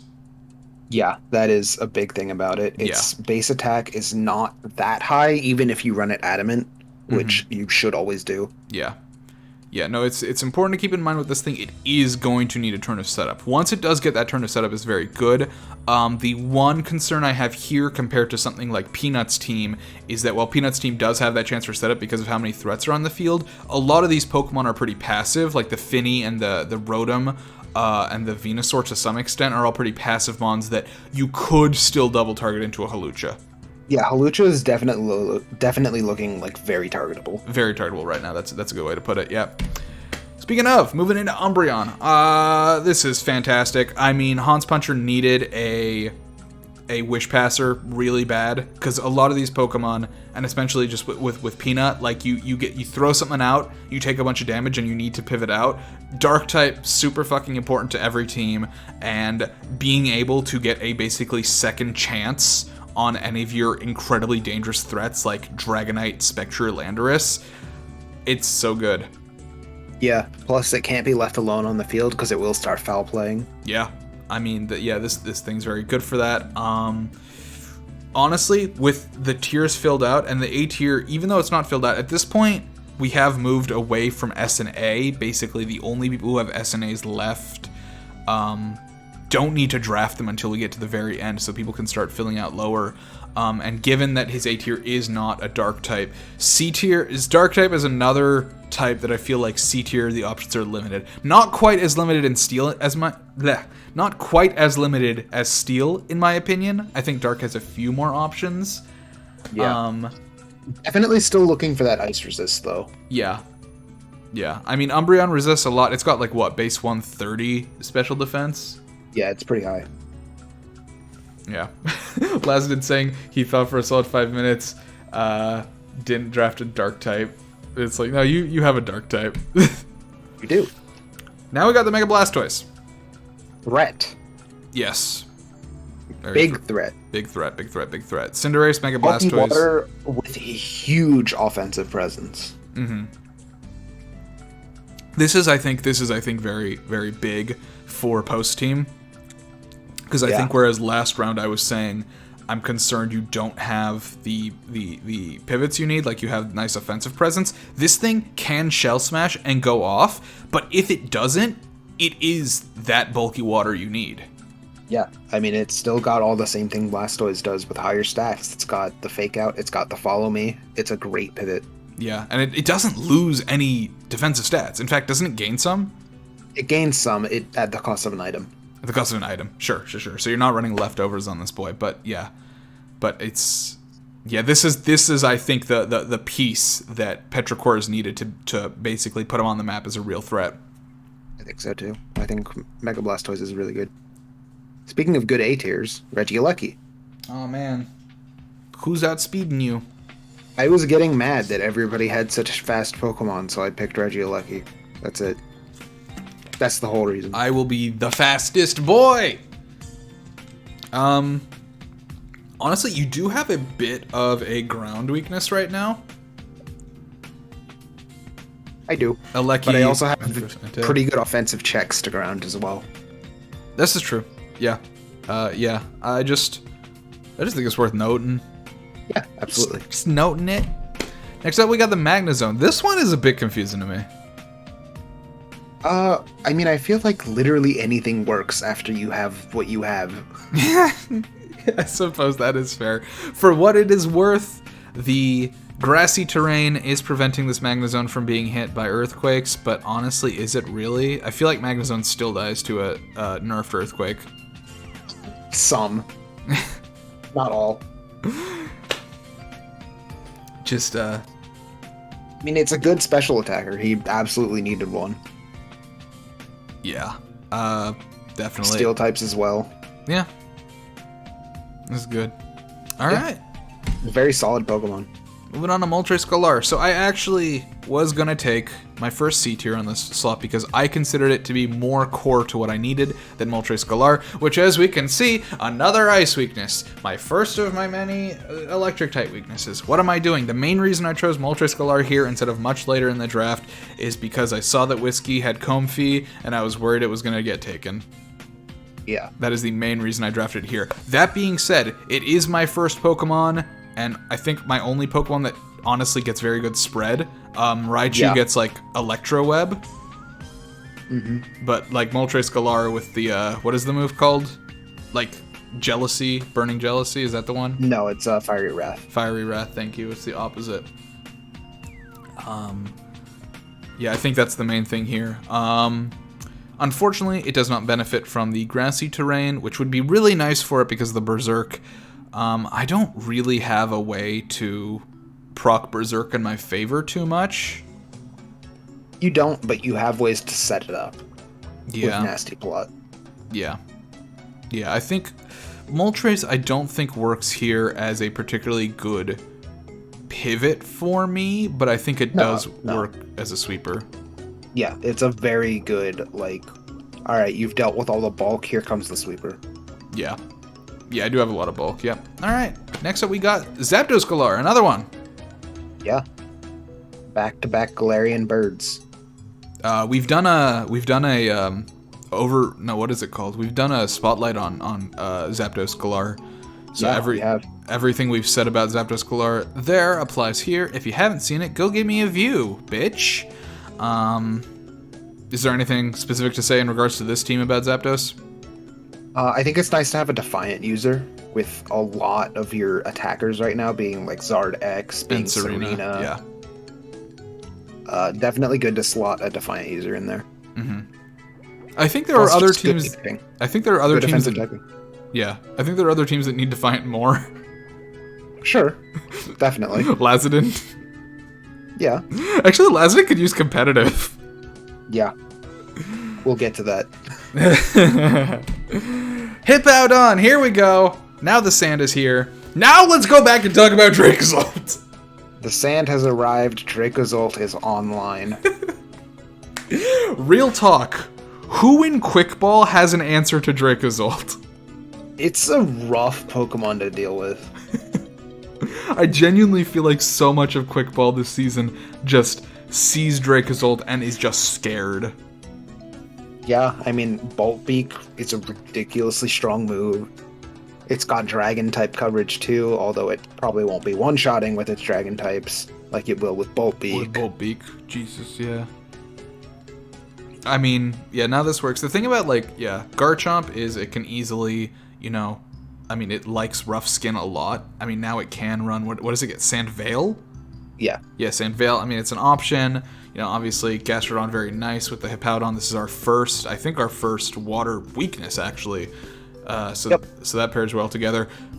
We still very much have that ice problem, though. Yeah, for sure. We still do very much have that ice problem, so we'll hopefully work on that. Moving on to the Mega Diancie. Mega Diancie. I think this is solid here because we needed some offensive presence. I mean, I know Kartana's right there. We needed more. Yep. It's also very good typing to match with Kartana. Absolutely. The Fairy Rock with the Steel Grass, I think, complements each other very well. Yeah. Just Mega having Diancie does have a little bit of a move pool problem for sure. It's very good flex attacker and mix attacker even, but having access to like some weirder ones, like its main signature move being really good, Diamond Storm, but then it only has Earth Power, it only has Mystical Fire, it doesn't have anything physical in that regard, so it might need to go mixed sometimes. But even still, it's 160, 160. It's very strong. Or 150, 150, or whatever it is. I think Mega Diancie, one point I've made... Actually, it's very funny, because last season we also had a Mega Diancie Kartana core. Yeah. I think it's really important that you do get your damage, because I think last season we saw a problem where those were the only two damaging Pokemon on the team, and they were not able to carry the rest of the team, which was just bulky stuff. So we hopefully will see more attackers here, and we will, so that's fine.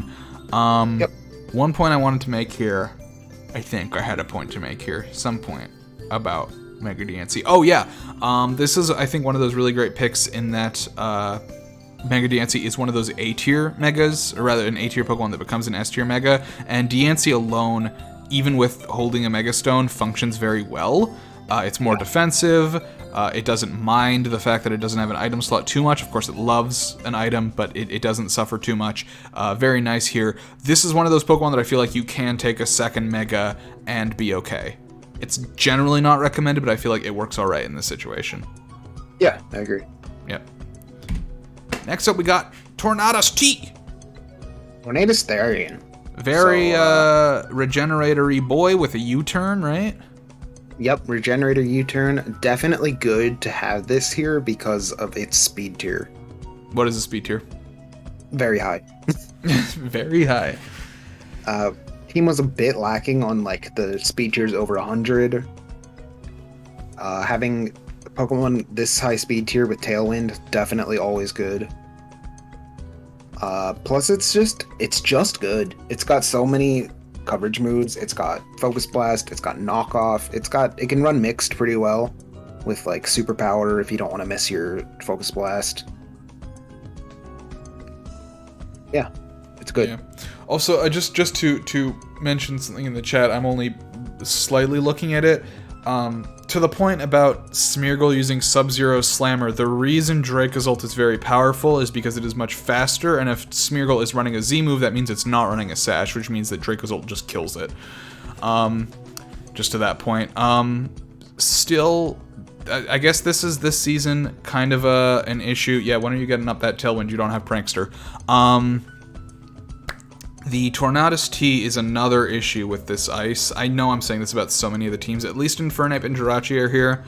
Yeah. But yeah, just something to note. Yep. Arcanine. Arcanine. It's very good here. Is this our first time seeing it? Maybe. I think it might be. Sure. I mean, I don't think it's ever been picked as an A tier, and I think this is our first time with having it as a B tier. I mean, Arcanine, we've talked about, in Incineroar before. It's similar, it's worse, it's still got the Intimidate. Notably, this one can heal itself with Morning Sun. Yep, has access to Snarl. Still not a physical threat that you can overlook. Mm-hmm. This one's also flex, right? Yeah, it is. This is a nice flex into both special and physical. Having extreme speed is always nice too. Mm-hmm. Good. Yeah, I'm not sure I have much to say here. Yeah, it's just solid. Moving on into the Excadrill. So, maybe a bit confusing right now. I am a little bit confused. It's Steel type. It is a ground type, which are always things that are nice to have. But outside of Whimsicott, which enables everything generally, there's not a lot that enables Excadrill here. Yeah.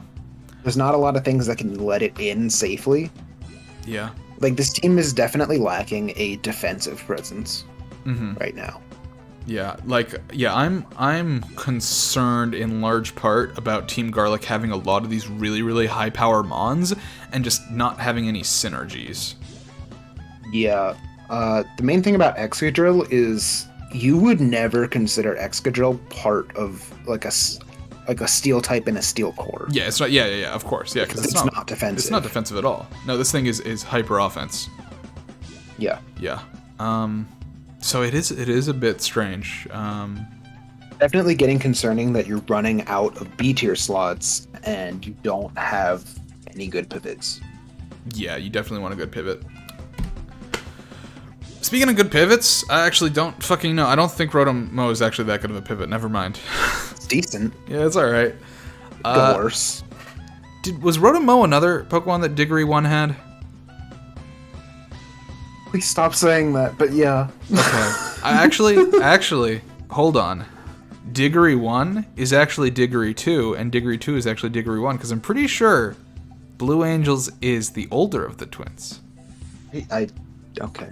Whatever you say. So Diggory 1 is now Diggory 2. I've changed them. I flipped it.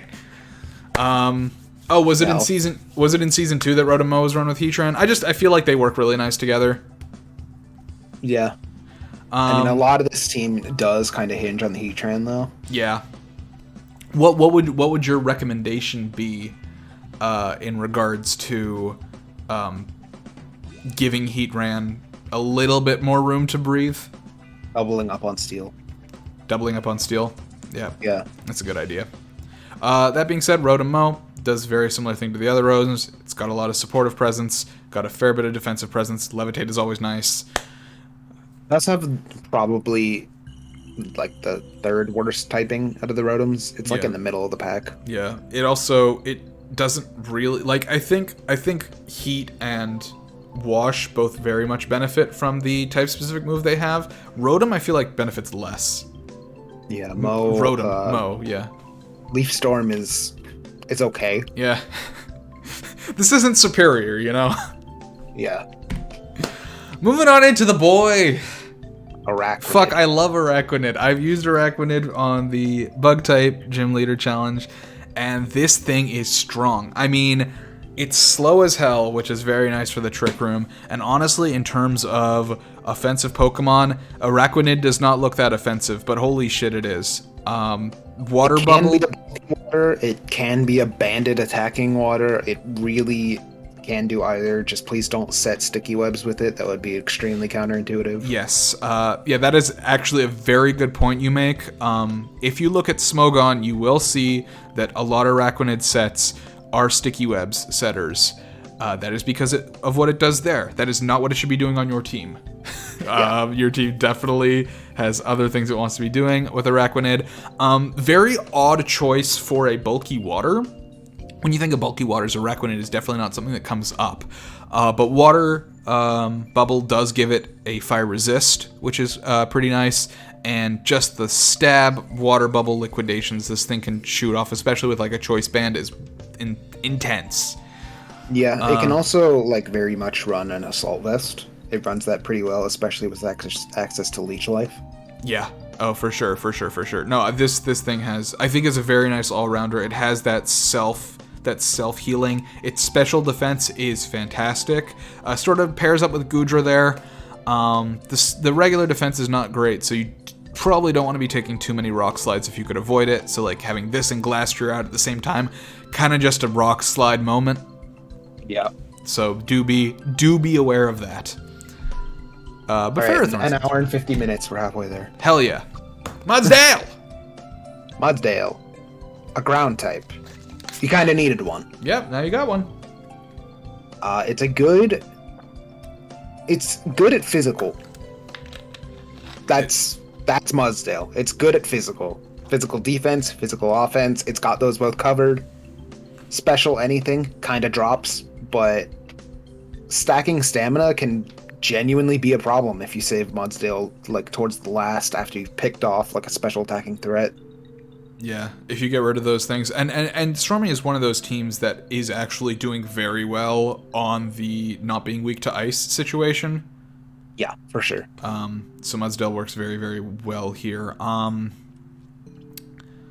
Yeah, I mean it's another one of those Pokemon that it can hit. It can hit. It's capable. Yeah. I was gonna say something about Glastrier. I don't know. It's fine. No, this is a good pick. I think just regarding C tiers, what do you think Stormy still needs to pick up to fill out the team here? Probably another setter, as Hatterene is not the bulkiest. Mm-hmm. Yep. Definitely need a dark type. Yes. Really bad. And those are, I think, the main two things. Okay, moving back in, we got the Suicune. Suicune, baby, he's back. Suicune. Oh, he trans a little more. Yep. This definitely, I think, helps Heatran a fair bit. Bulky water with, like, I struggle to call rest, like, reliable recovery, but on Suicune it kind of is. Mm-hmm. This is also nice, a nice second Tailwinder to Rayquaza, because Rayquaza a lot of the time does not want to be spending its turn using Tailwind. Well, Comfy does too. Oh yeah, and Comfy also gets it. There's 3 Tailwinders. I mean, that's really nice. I mean, this team is definitely a Tailwind team, not a Trick Room team. Yeah, you definitely needed this water type, so it's very good to have an A tier bulky water. Yeah, I think Suicune works fantastically here. Just, I guess, what C tiers do you think would be good here? Really, you're filling niches at this point. Yeah.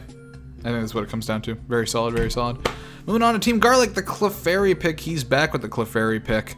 Very reliable mon, friend guard. Friend guard. Follow me. Yeah, it's got Life defense. do. Primarily supportive, but also not defensive. That being said, its stats are incredibly low. Yep. It doesn't feel like it, but they are. Yep.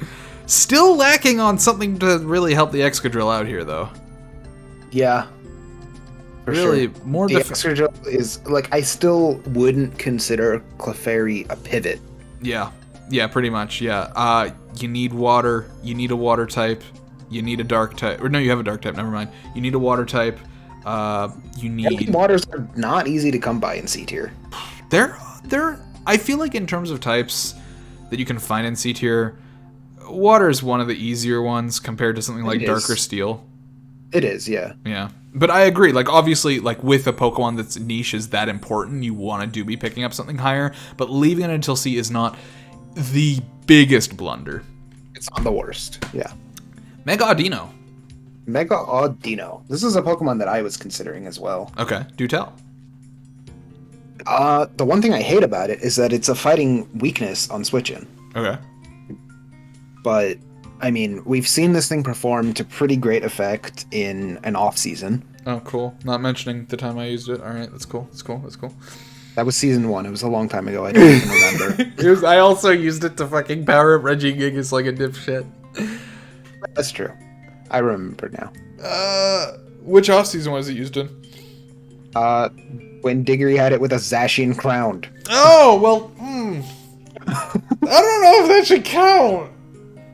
But it's a very bulky, very, very bulky. Fairy is a great defensive typing.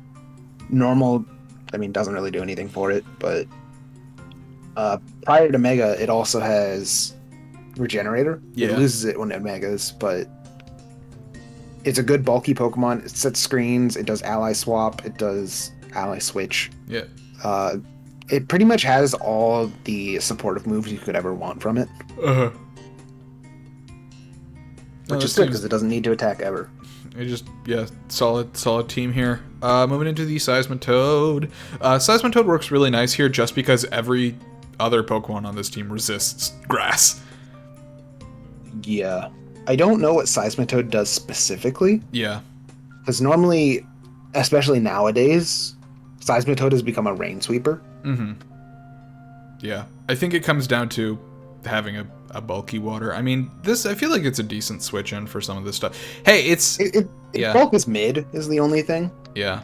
But it does get a ton of coverage now. Oh yeah? Like a ton. Like, do you know this thing gets Power Whip? Fucking how? With I what? Don't know.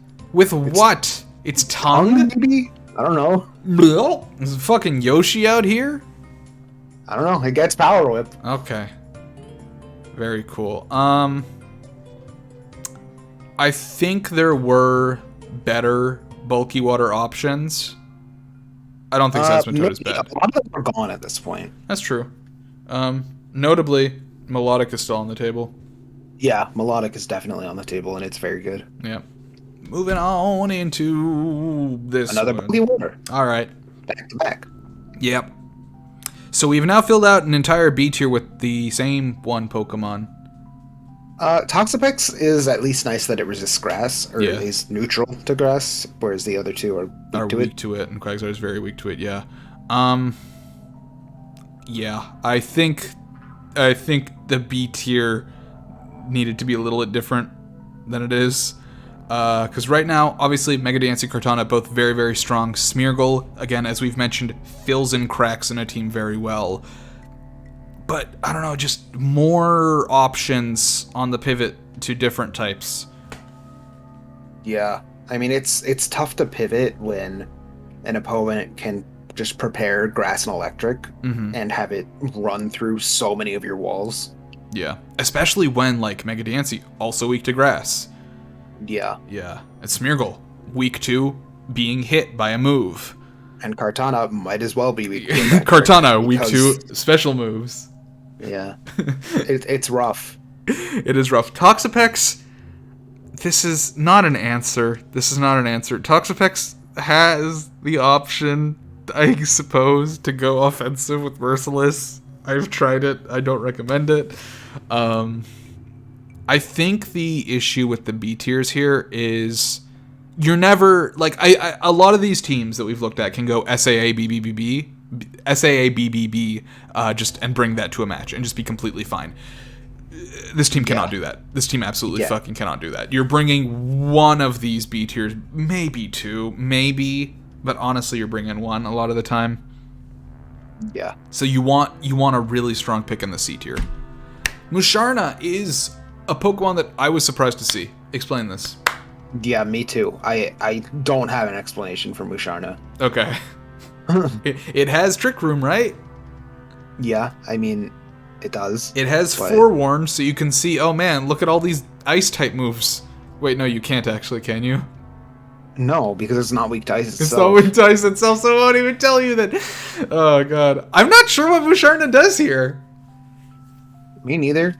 I don't know what Musharna does on any team, really. Yeah, I don't think it's very good. Lasden says he knows. He's probably not going to tell us, though.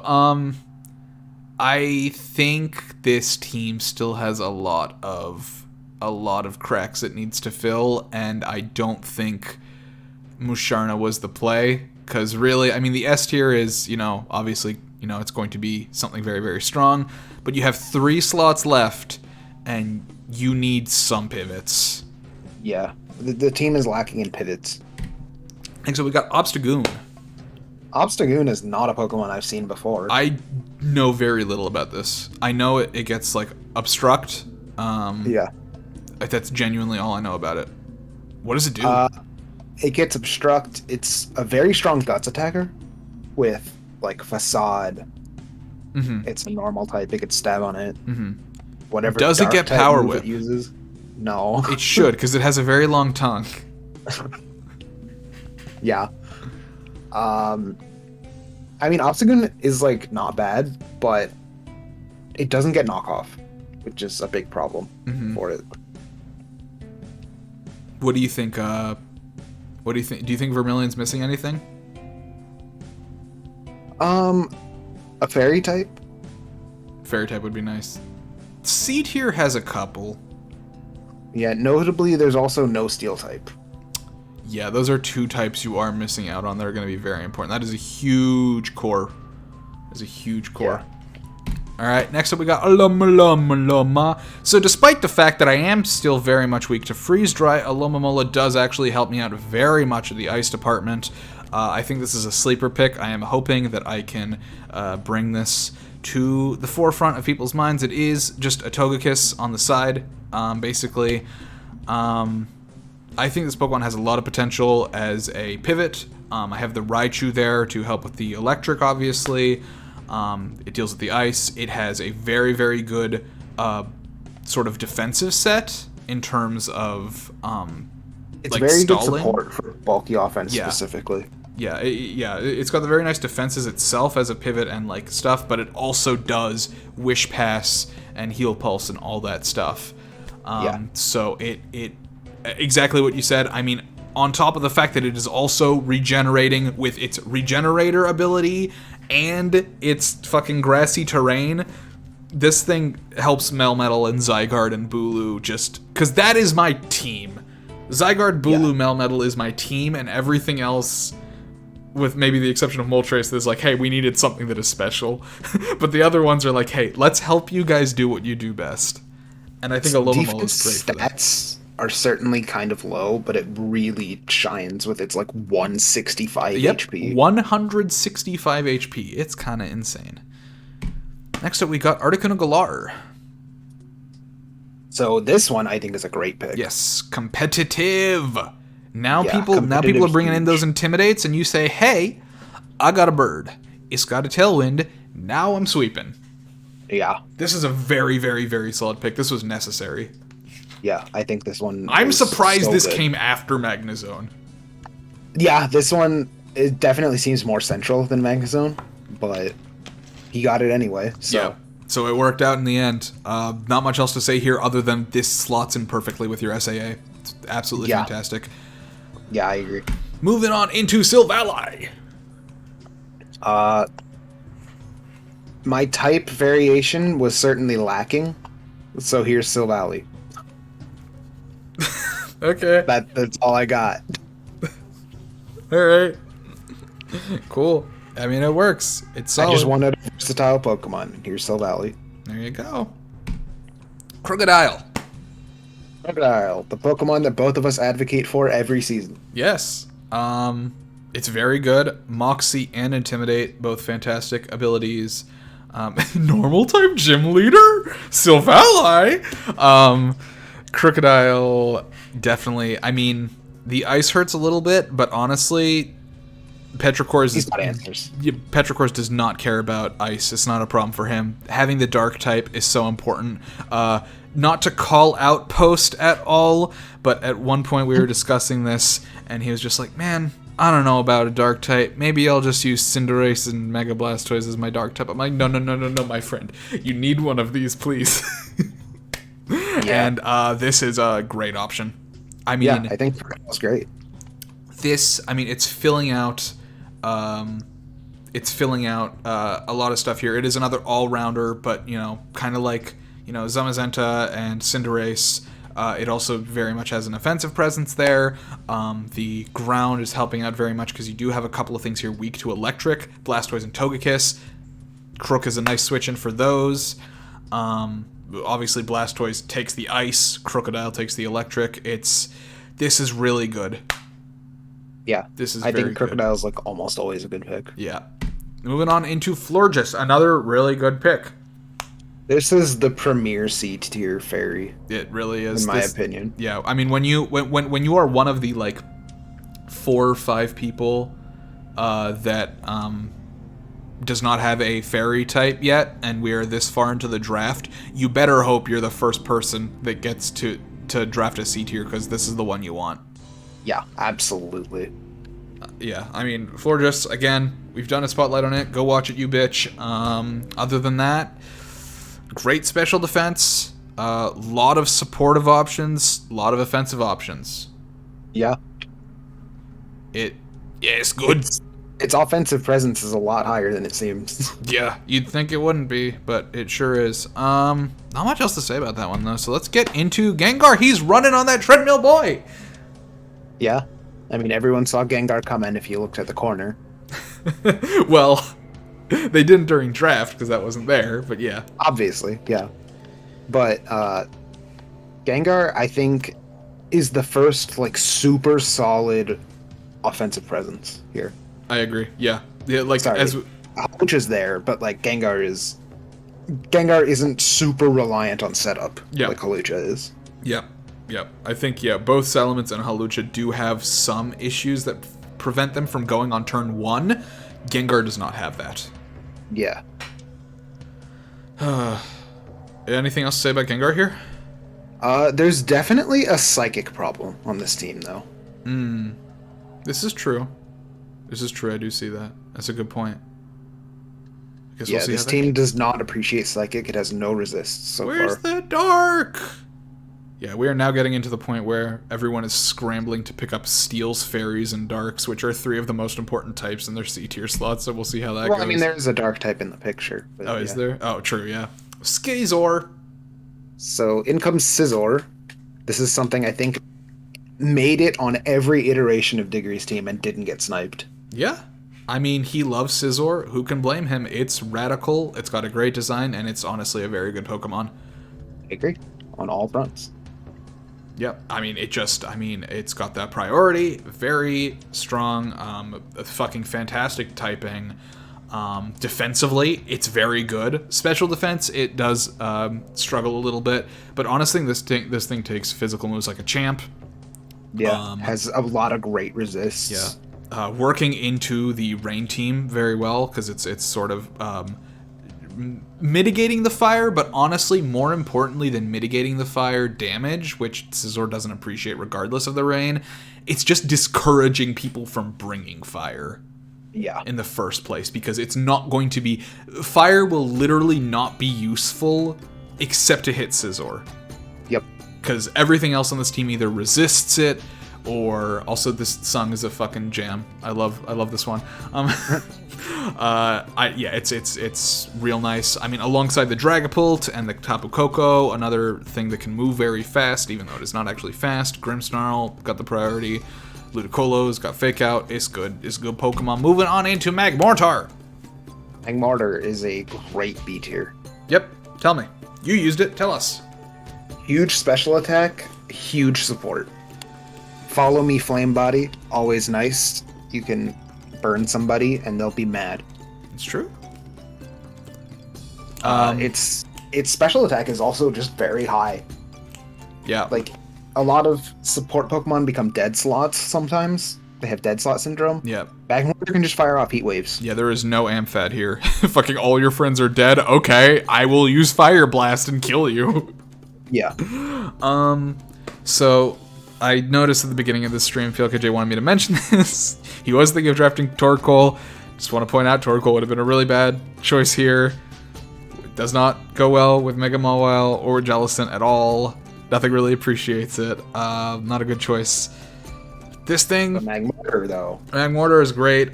It's a Gen 1 Pokemon, or rather it evolves from a Gen 1 Pokemon, so its fucking move pool is stupid. Yeah, it just gets a bunch of random moves that don't make sense, it's like teleport. Like teleport, just random shit that you'd see this like fired duck with a cannon for an arm, and you'd be like, cool. So this is probably gonna use Fire Blast on me, and then it uses like I don't know, Icy Wind or some bullshit. Yeah, it has a ridiculous, nonsensical move pool. And as a double pick, we are now moving into the Togetic. Back to follow mirrors.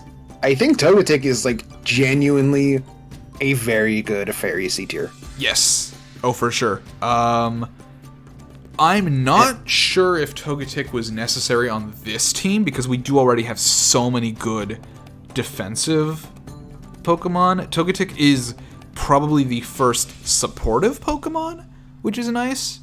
Outside of Magmortar, yeah. Yeah, outside of Magmortar. But, like, yeah, Mandibuzz and Jellicent are both very good pivots. Togetic is less of a pivot, more so of a defensive Pokemon.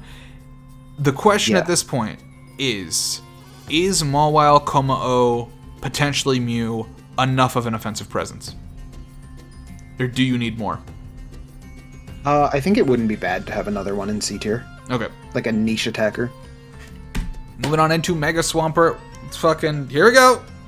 Gotta take him. Gotta take him. if Gotta he's take him. over. Diggory and I were actually discussing... Diggory actually asked me, he's like, hey, do you think Mega Swampert or Kingdra on my team would be better? And I wanted to say Kingdra, but I ran the numbers and I'm like, Swampert's so much better here. Yeah, it's so good. It's like, I mean, you had to take it. Insanity. It's... Especially now that on the last turn of rain, it can just flip turn out. Yeah. No, this is damn good Pokemon. Not much else to say there. Next up, we got the Flygon. Another ice. Quad ice. Yeah, Another quad ice. I don't understand the Flygon pick. I'm going to be totally honest. Do not know what this does for you, OJ. Sorry.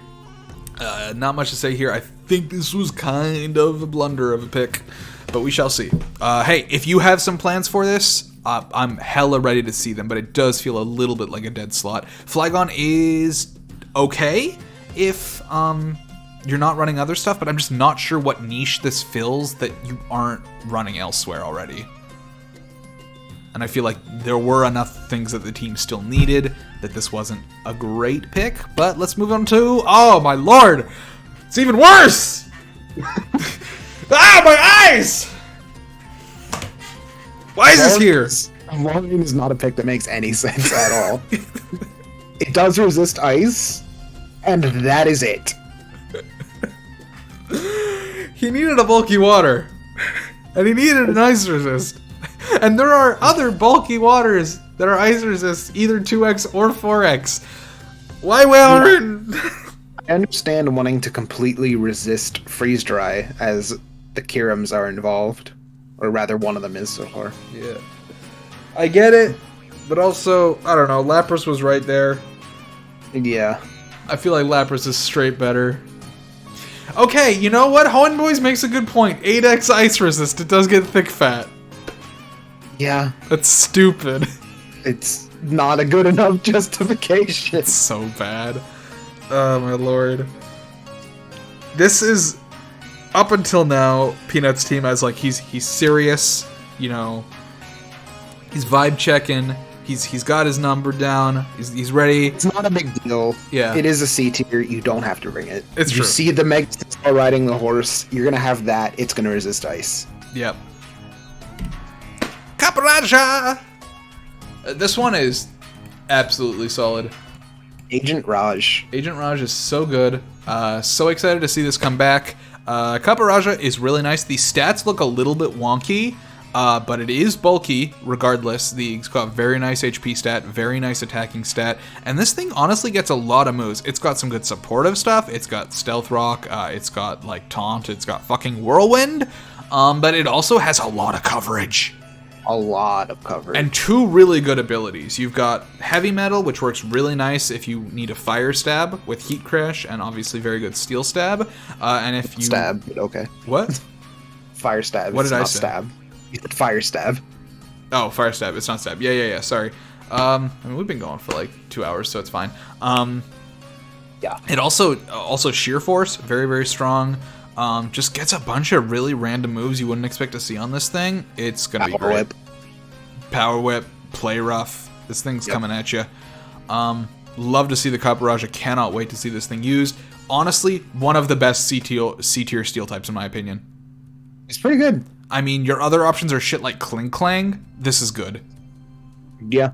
Arguably, the other good steel types I would say in C tier are Registeel and Doublade. Doublade is a B tier. Never mind.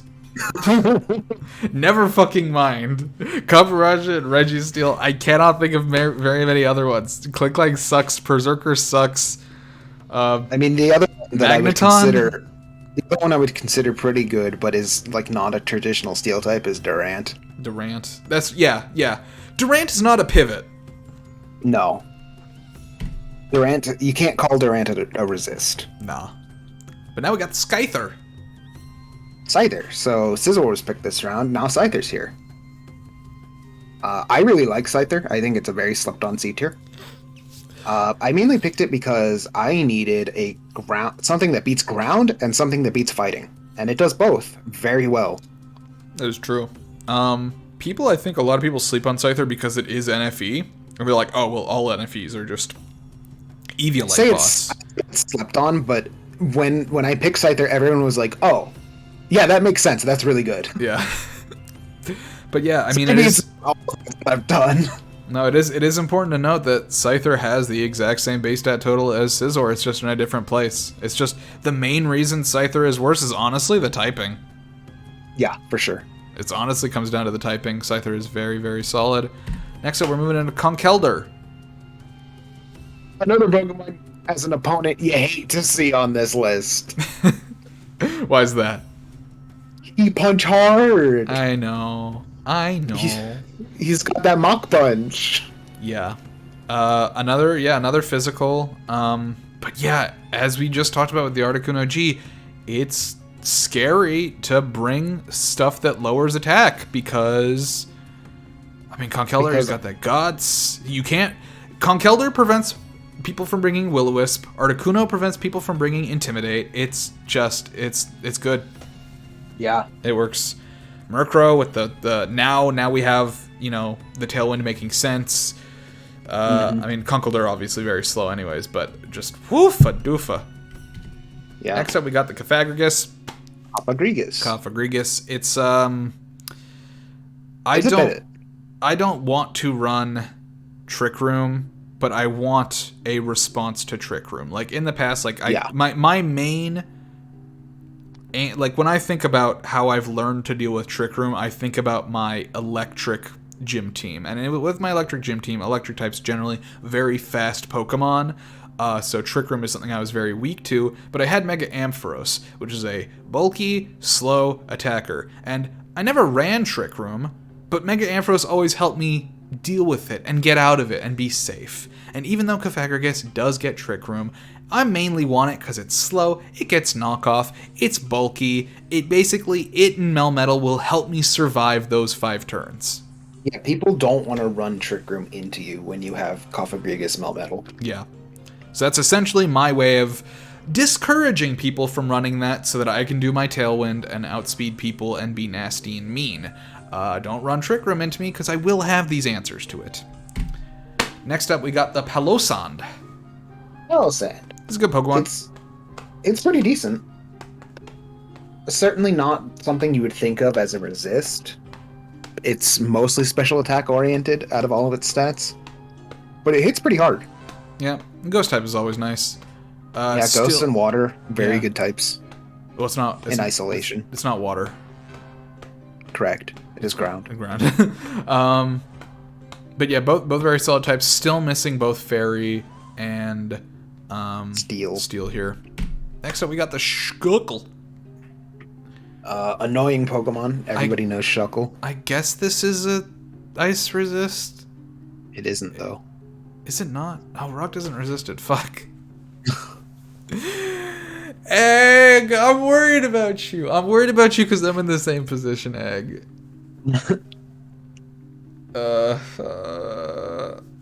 What are we doing here? Shuckle's good. Shuckle is good. Shuckle's good in its own right. I don't see how it's super good on a sand team. I know it boosts its special defense, but what do you want Shuckle to do in a match? Yeah, I don't know. It's got some nice speed control with like Electro Web. My advice, Egg, would be, I know how tempting the fucking Contrary Shell Smash or the like Power Trick or whatever the fuck. I know how tempting that looks to turn Shuckle into a sweeper and do a haha funny. It's not worth it. Shuckle is so much better as not that. Yeah, it kind of never works. It never works. So I highly recommend you, when you bring this thing, you use it mainly honestly, as a disruptor in a lot of ways. I mean, I feel like the best showing Shuckle ever had was mainly as like Electro Web and Struggle Bug. Yeah, I mean, it gets like Sticky Web, it gets Struggle Bug, it gets Encore. It's very slow, but it does get Encore. Yeah. Was I saying Electro Web? I think Sticky Web is the move I was thinking of. Yeah. Yeah. Okay. But yeah, that's how I feel about Shuckle. I think it definitely has a place, but don't be tempted. Don't be tempted by the YouTube videos that show a 6-0 with Shuckle, because you do not know how many times they had to re-record that before they put that on YouTube. Be careful, especially in a draft league. Yeah. Doug Trio. Dougie. So he goes incredibly with every single B tier that is here so far. It can kind of trap and kill the like slower wall breakers, unless they're ghost or flying, or have specific prep for Doug Trio. Doug Trio is a very like ladder choice for me. Yeah, I think Doug Trio. I don't think it's bad, but I do think it's like a matter of more. I think this will work less effectively in a draft league than it would be when your opponent doesn't know what you're bringing. Yeah. Because, I mean, Doug Trio Toxapex on ladder, I mean, it got banned for a reason. Yeah. I'm still concerned about how many grass weaknesses this team has. Yeah, for sure. Diancie, Slowbro, Quagsire, Doug Trio. Smeargle might as well be. Kartana dies to fucking special moves. Toxapex doesn't resist. Yeah, that's something that needs to be worked on. Next up, we got Corsola Galar. Corsola Galar. So, tanky ghost type. Not usually the type you want to be tanky, but honestly, it has, like, very few weaknesses. Yeah, I mean, it's very, very weak to knockoff, but honestly, there's not too much else here on the team that particularly cares about being knocked off that much. I mean, Mega Altaria obviously can't. And honestly, none of these other Pokemon like need their item. So having a very weak to knockoff tank is probably okay. Yeah. I mean, this Pokemon is known for being annoying. It's got the Sap Sipper. It's got Will-O-Wisp. Definitely. Yep. Okay. Moving on to Torterra. Torterra. This is the Pokemon that was on my list also. Steven and I had the same list. True. Anything? What does Torterra do? Torterra it's got kind of middling stats. I think its highest is attack. Okay. I mean, it's got pretty good, like, it's got a lot of weird options. It can fire off some really high power moves. It can fire off like wood hammers. It can fire off earthquakes.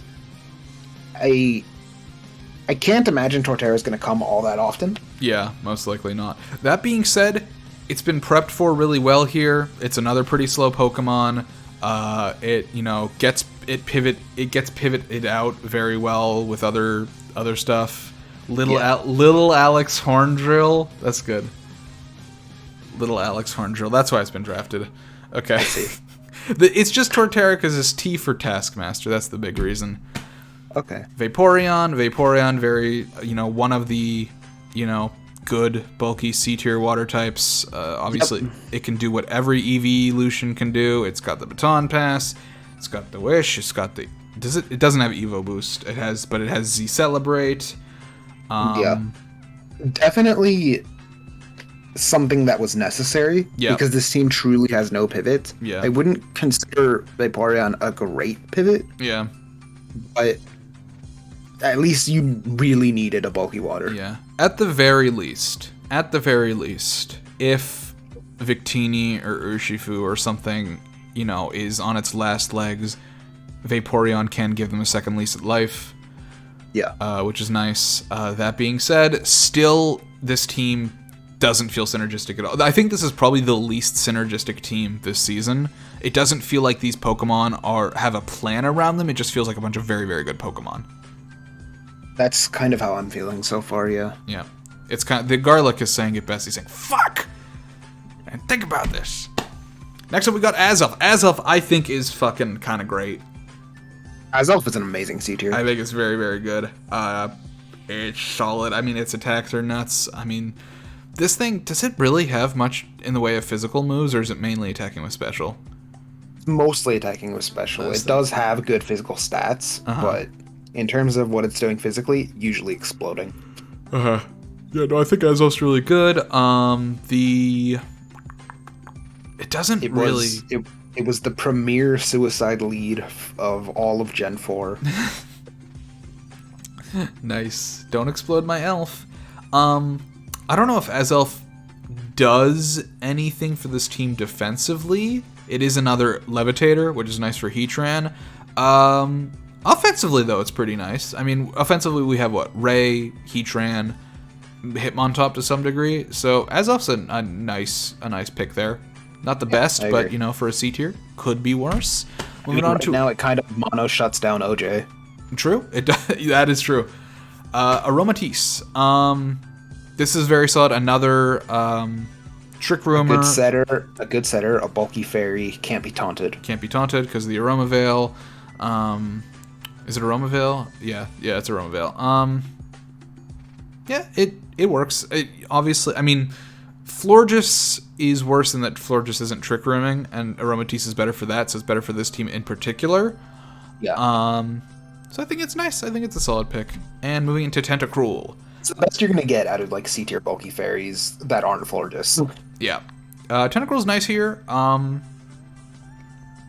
Always take the water. Actually, this is a real bulky water this time. It's got good special defense. It's got surprisingly good speed, too. It is 100 speed. It is her fastest Pokemon. Yeah. Which I think you definitely need some fast things, even on Trick Room. Yep. Definitely. I think the nice thing about Tentacruel is it doesn't suffer from being in Trick Room, but it also, if you don't have your Trick Room up, it's fine. Yeah. Yeah, and I think that is really nice for it. Tentacruel's, obviously always a really good C-tier pick. Has a lot it can do, but honestly, yeah. I mean, the team is maybe lacking a little bit on the offensive side, but overall, as long as you are not scared of using your otherwise defensive Pokemon offensively, it should be okay. Absolutely. Yeah. I think it's just a matter of being aware that your tank Pokemon are not playing into the tank niche necessarily and just using their innate bulk. Yeah. Moving into Drapion, fucking great-ass C-tier. See it a lot. Yeah, let's see a lot of Drapion. Fantastic typing, fantastic move pool. It's a dark type. He needed one. Sure did. Here we got one. I mean, Drapion just works really well. How is Heatran faring? Is he still carrying this team? Heatran's still doing quite a lot. What is... Yeah. So what do we need? Another steel type here? Another steel type would be very nice still. Yeah. Alrighty. Notably, another ground weakness, but that's perfectly fine, I think. Yeah, that's okay. Appleton! What does this do for him? It can be a wall sometimes. Okay. Appleton is the only grass-type Pokemon that resists fire. Mm-hmm. So that's fun. I mean, it does some crippling, but it's kind of weird because most of his team is physical. We do a little crippling. Yeah. And the Apple move lowers Spadef. But it does have... To be fair. I mean, it's bulky, it has Leech Seed, it has Recover. It's got a good bulky option. It's probably the most bulky thing he has so far. Mm-hmm. Yeah, but to be entirely fair, Thundurus and Victini can both definitely be special if needed. Yeah, they can flex well. Yeah. Alrighty, next up we got Wartortle, our third Squirtle line Pokemon being drafted.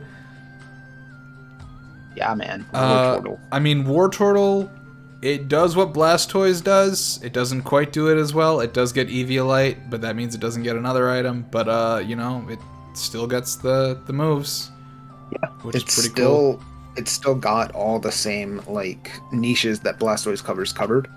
Yeah. Just at the cost of much worse stats and an item. Yeah. This one is not applying any offensive presence. Obviously, Mega Blastoise is applying a lot. Even Blastoise can.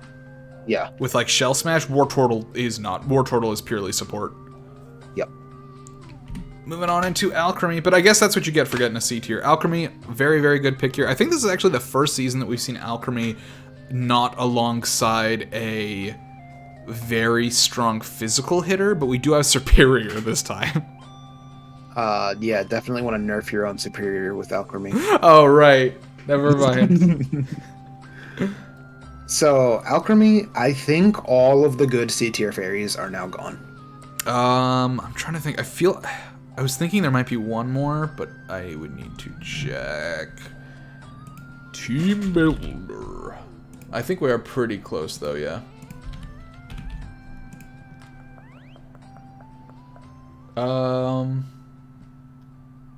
Yeah, Mega Audino's been taken.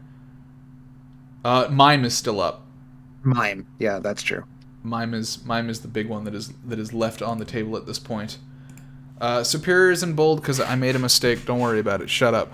But yeah, Alchemy with Decorate's really nice. I mean, it's a good special tank. What is Corsola's better defensive stat? I don't actually know. They're equal. They're equal? Okay. Alchemy, very nice for special. It's also not a bad special attacker. Does it get Mystical Fire? It does. It does. So that's always nice to have. I don't know that there's much else to say here other than it's pretty good. Yeah, it's a good support. Next up is Mega Pidgeot. So, I think Mega Pidgeot is good here for two things. There's potentially some stuff that's not good. I think it's nice that you have if you're going to take another Mega, you are taking a C to C, so you now have an A to S and a C to C, so you are flexible on your Mega. And it is also nice that you finally have something that beats Grass. Yeah, I do think I remember him saying he regrets his Mega Pidgeot choice. Yes, he does. It is another electric weakness, which you really don't want. Yeah. Yeah, with both Slowbro and Toxapex, it is kind of rough. The Dugtrio helps a little bit, but not really. Yeah. The main problem, I think, with Mega Pidgeot, remind me, how fast is it? Decent. Is it decent? Okay, because I know regular Pidgeot is not that fast. Yeah, it flies at Mach 9. Yeah. No, I agree with Math. I wasn't going to mention this, but definitely the next pick is what makes Mega Pidgeot not a good pick. Yeah. It is not this pick. Right now, I think Mega Pidgeot is a pretty good pick because it helps a lot. The next thing is the problem, which is sort of the B-tier syndrome again. Regirock. I mean, you get that special defense boost. Yeah, Regirock's an interesting one. I don't know that it fills a niche that you're missing. I feel like Regirock That's is... the problem I have with it, yeah. It's like you already have your defensive Pokemon. Like you already have Gastrodon, Corviknight, I guess fucking Musharna. I don't know what the fuck Musharna does, but Shuckle. It doesn't resist anything that you need it to resist, is the Yeah, main problem. yeah. It doesn't really work defensively, and offensively, it kind of Can you just. call it an ice resist? Technically, yes, but Can you though? kind of. With the boosted Spadef, if you run an AV on it, also, I'd call it an ice resist at that point. Okay. Yeah, the main But problem I think with rock types is that no one is actually running ice types. They're just running ice coverage. yeah, that's the problem. Yeah, like people are using Ice Beam. They're not using fucking Glastrier except for one person. Yeah. Moving on to Granbull. So, unfortunately, we are now at the point where it's like, yes, we do need a fairy type, but all the good fairies are taken, with the exception of Mime. Mime would have been really good here, but instead we have Granbull. Granbull's not a good Pokemon. Granbull is pretty much relegated to an Intimidate bot with its highest stat being attack, and it's just not impressive. Yeah, it can play rough, I guess, but it's not bulky. It doesn't pivot. It's not fast. Just not very good Pokemon here. Yeah, unfortunately. Unfortunate, not so much. especially with how important Fairy is of a typing. It's just a shame that the Fairy type is kind of a dead slot here. A little bit, yeah. Moving on to Salazzle. So this was a hard one for me. At this point, I fucking had kind of lost the sauce on my team. Salazzle is good for me because it's fast, mainly. I needed to vary up the speed tiers and have something that can, threaten with Scarf and threaten with, what's the other one called? Focus Sash? Sash. Yeah, so it also gives me 2 typings that I don't have. That being said, it's not exactly what I would call a pivot by any means. No, it's not, but it has a lot of utility baked into it. Yep, it has some nice utility, this is true. Like having a fast disable is underrated. For sure. Next up we got Mr. Rhyme. Mr. Rhyme. The main benefit to Rhyme here, as I see it, is screens. Yeah. That is about all I see. Nobody runs Screen Cleaner, let's be real. No. That ability is trash. No, no one's running it. I mean, he sets up his own screens, is what I bet. Yeah, Yeah. I know. But, it's an interesting ice type. It does get freeze dry, so that's important to remember. For me. Yes. Thanks. Screens cleaner and rapid spin. Rapid spin, yeah, that's true. I am now realizing, potentially for the first time, how scary this team actually is. Because I look at it, I'm like, yeah, it's pretty scary. It's got some scary Pokemon. But I'm now looking at it. He has 6 incredibly strong top tiers, and all of his C tiers so far are basically his supports, and that's very good. Yeah. That's horrifying. That's horrifying. Lazen, why have you done this? Nidoqueen. Nidoqueen needed a ground type. That it? Its mouth looks so funny to me. It does. But no, Nidoqueen, very solid. Pivot, but definitely a strong ground type. And it's pretty high value in C tier. Yeah, Sheer Force is very nice. And also, what's its supportive options look like? Like none. Like none? Okay, so it is attacking. It do be tacking. Alright. QQQ, let's move on to the Vileplume. Vileplume, I feel like, is very good here. Oh yeah? Do tell. I think it's just a type coverage that he didn't have. Okay. It's a good wall. It's got some really annoying moves. It has access to Moonblast, which, privileged Vileplume. Most fairies don't even get Moonblast. I think it just works nice for him. It also gets Strength Up. That move is the most annoying thing in the world. Yeah, Strength Up sucks. Alrighty. Next up we got Toxicroak. Toxicroak needed a Fake Outer. This works as a very good Fake Outer. It resists... Does it resist? Fake It Out does. online. It doesn't resist fairy. No, it doesn't. It is neutral to fairy, which is not great. It's into water, which is nice. Yeah, that is nice. The psychic weakness hurts a lot here, but like honestly, with this team, it doesn't actually matter that much. Nah, it's fine. He has Umbreon, he has Spectrier to counter Yeah. psychic types offensively. Fucking Porygon too. I wouldn't be worried about it. Yeah, that's okay. I think Toxicroak, as far as the C tier, you know, finding a C tier that can fake out is also sometimes a bit of a problem. But I think Haunts Puncher's made out well here. Yeah, I think Toxicroak's a good pick. Moving on into Planet Fitness. Now we got the Morpeko. Morpeko is, I want to say slept on, but honestly, it's not really slept on. I think a lot of people at this point recognize how solid this thing is. Yeah, it's a good C tier. It is a dark type. I certainly wouldn't call it a resist to anything, though. Yeah. But like any psychic type probably has the coverage to knock out Morpeko as well. So that's definitely something I would be concerned about for OJ. Mm-hmm. Yeah. Yeah. Because, yeah, the psychic type is still very much a problem here. Morpeko, I mean, it's fast, it gets fake out, and, you know, every other turn, Aura Wheel is very strong. Yeah. So, moving on to Moltres. Moltres, very, very good C tier. Very, just can do a bunch of shit. You're a big Moltres fan. Tell me about it. It's a high value C tier. Even on a rain team, it's got options. It's got Hurricane that'll never miss. It's annoying. It has Flame Body, and it has extremely reliable recovery. There's just a lot that Moltres can do. Even if you don't want to like spec it into offense, it's perfectly viable to run a fire move on a rain team because of Mystical Fire. Mm-hmm. It also has Scorching Sands. That's hype. It just has a lot going for it. It's a really good C tier. Next up, we got Cradily.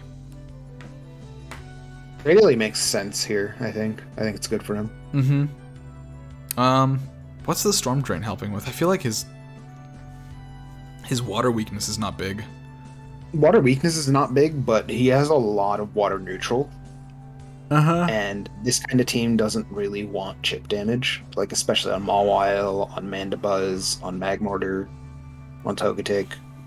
Mm-hmm. Like a lot of these Pokemon struggle to deal with chip damage, so having Cradily there to like absorb some water moves is always nice. Yeah. I will say with Cradily, I don't think this is central in any way. I don't think this is coming to every match. I think Cradily is one of those Pokemon this season that is going to come once or twice and be nice that once or twice.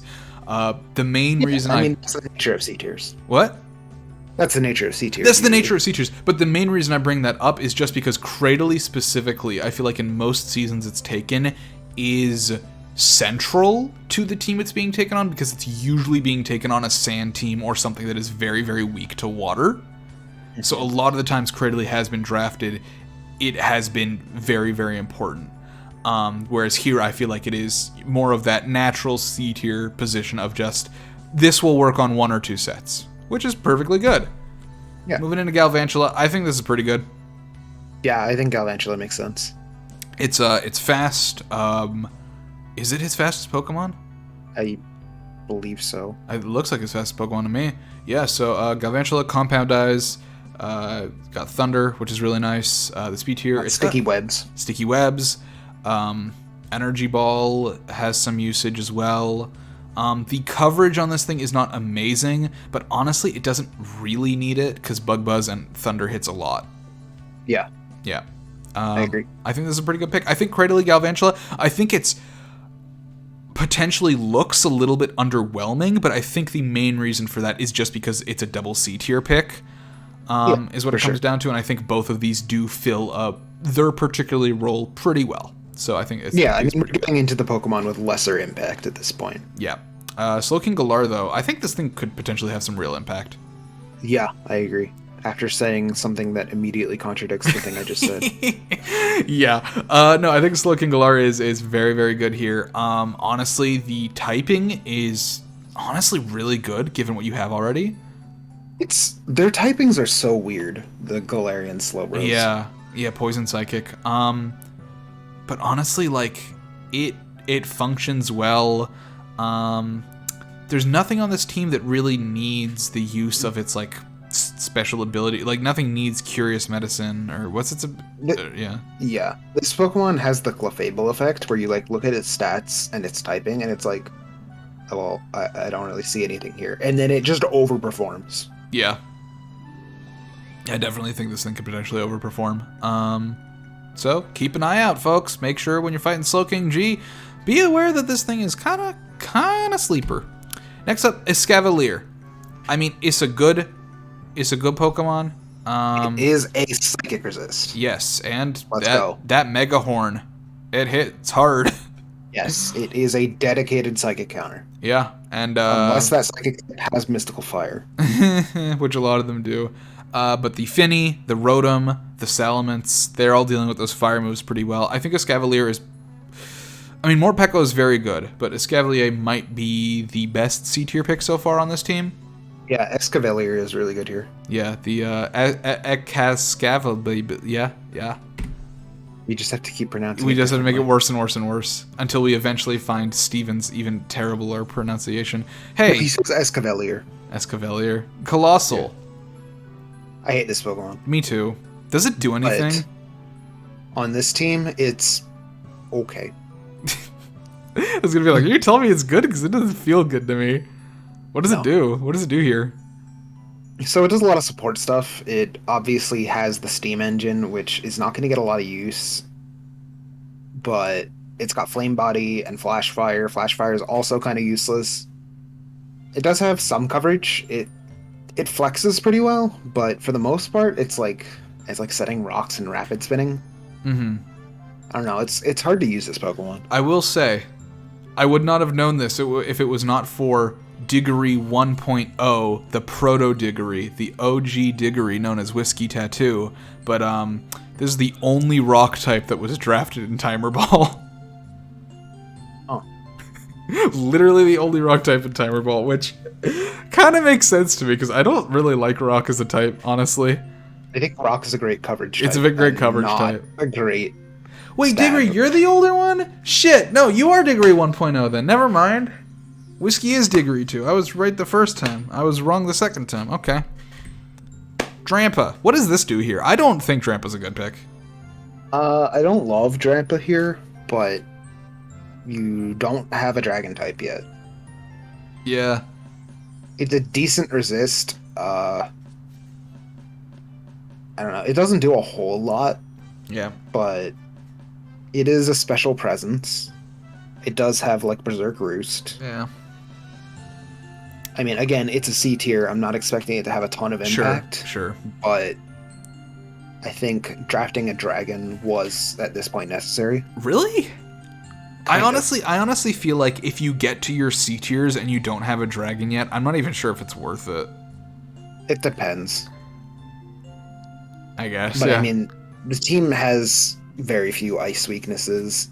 This is true. It's not a problem. I think one of the biggest, and I don't even know if this is an issue, but one of the biggest sort of notable mentions about this team is that since the main core is that fighting dark psychic, we are sort of missing on those other two cores. Like we have a fire and a water, we are missing a grass, we have, our fairy, but like our steel is all the way down in C tier, as is the dragon, so we're missing out on some of those other cores. I think it's not great. I think Kaparaja is a good C tier steel. I'm not sure Drampa is a good C tier dragon, but I think it's all right. It's all right. I will say this: it is better than Guzzlord. Yeah. Moving on to your. Actually, it's weird that you didn't have a 9th pick, huh? Dude, I picked this in the middle of a Unite match. I don't know why. I don't know why you didn't just take some time to think about something you would actually want to use. Is this thing ever coming to a match? Be honest. Yes. Okay. Yes. Alright. Talk to me about it. Tell me about why Mega Bayonet is your ace and it's going to be your number 1 Pokemon and it's going to get the... did not say that. Tell me why what's the opposite of the flop? The miracle? Tell me why Mega Bayonet is the miracle. It's not. Okay. Why did you Mega draft? Bayonet is mid, Why did you and I draft took it? it because I thought it would be fun, and I kind of don't need anything else to round out this team right now, Okay. since my S tier is unsnipeable. Okay. All right. It's fun. Okay. Slowbro Galler. Back to another Galarian slow. Yeah. This is the third of the fourth slow to be taken this season. Yeah. Only Although compared to the other three, this one's stats are quite weird. Oh yeah, is it like it's like attack oriented, right? It like has equal attack and special attack at the cost of some of its defenses. I love how David is shouting, "It's fun! It's fun!" Yeah, I mean, I think this is. I mean, is it the worst of the four? I think it probably is, right? I would consider it the worst of the The four. worst of the four, but it's still not bad. I mean, as you mentioned, It's good. yeah, Like decidedly good. yeah, yeah. The typing is strange, but honestly, Shell Sidearm's like decent, and there's a lot of stuff you can do here. Honestly, at this point though, the team is so well rounded, it literally doesn't really matter what you pick. Yeah, I mean, you could have 9 Pokemon. You could have 8 Pokemon and probably be fine you'd probably with be this fine. draft. Yeah. Yep. Yeah, moving on to me. So Sigilif, I mean, it wouldn't be a TDD season if Technovoid didn't draft Sigilif. We don't talk about last season, but honestly, great Pokemon, I think. Can do a lot. Doesn't do anything particularly well, but it has a lot of options, both in terms of coverage, as well as in terms of supportive moves. Got both Trick Room and Tailwind on this baby. Love this boy. Yep. Always gonna use him. Next up is Reggie Steel. Here we go. Here we go. It was that steel type we've mentioned like 3 or 4 Here times. we go. The Gramble, kind of a blunder. The Reggie Steel, God Gamer move. Let's go. Reggie Steel is very solid C tier. It does exactly what you want to see. It does exactly what you want a Steel type to do. Just resist Fairy. Just be there. Just fucking disrupt. Be a bitch ass motherfucker. Just God. Reggie Steel's very nice. Yeah. Reggie Steel works into this team very nicely. Anything else to say about steel it? type. Yes, Santos Genius pulled and I'm sorry. I made a mistake. I had it on the wrong layer and I didn't realize until I was 6 picks in. I'm sorry. Centiskorch. Centiskorch. It's a nice resist, sorta. It is. I mean, we saw Steven take it before. Yeah. Interestingly enough, Steven took it as a fire pivot for a flash fire pivot for Mega Mawile. Yeah. So I wonder if this will act as a flash fire pivot for Corviknight, because honestly, this team does not need more Pokemon that can switch into a fire move. So to that end, Centiskorch isn't that important. That being said, I mean, the special defense isn't great, but I don't dislike it here. yeah, I don't think it's bad. I think there may have been a better choice, but I can't think of it right now. So honestly, it's Egg. This, you probably know this already. This thing gets coverage that is dumb. This thing's move pool. Sense. This move pool is silly. Take it to the advantage. list of Pokemon that don't make sense to have Power Whip, but do.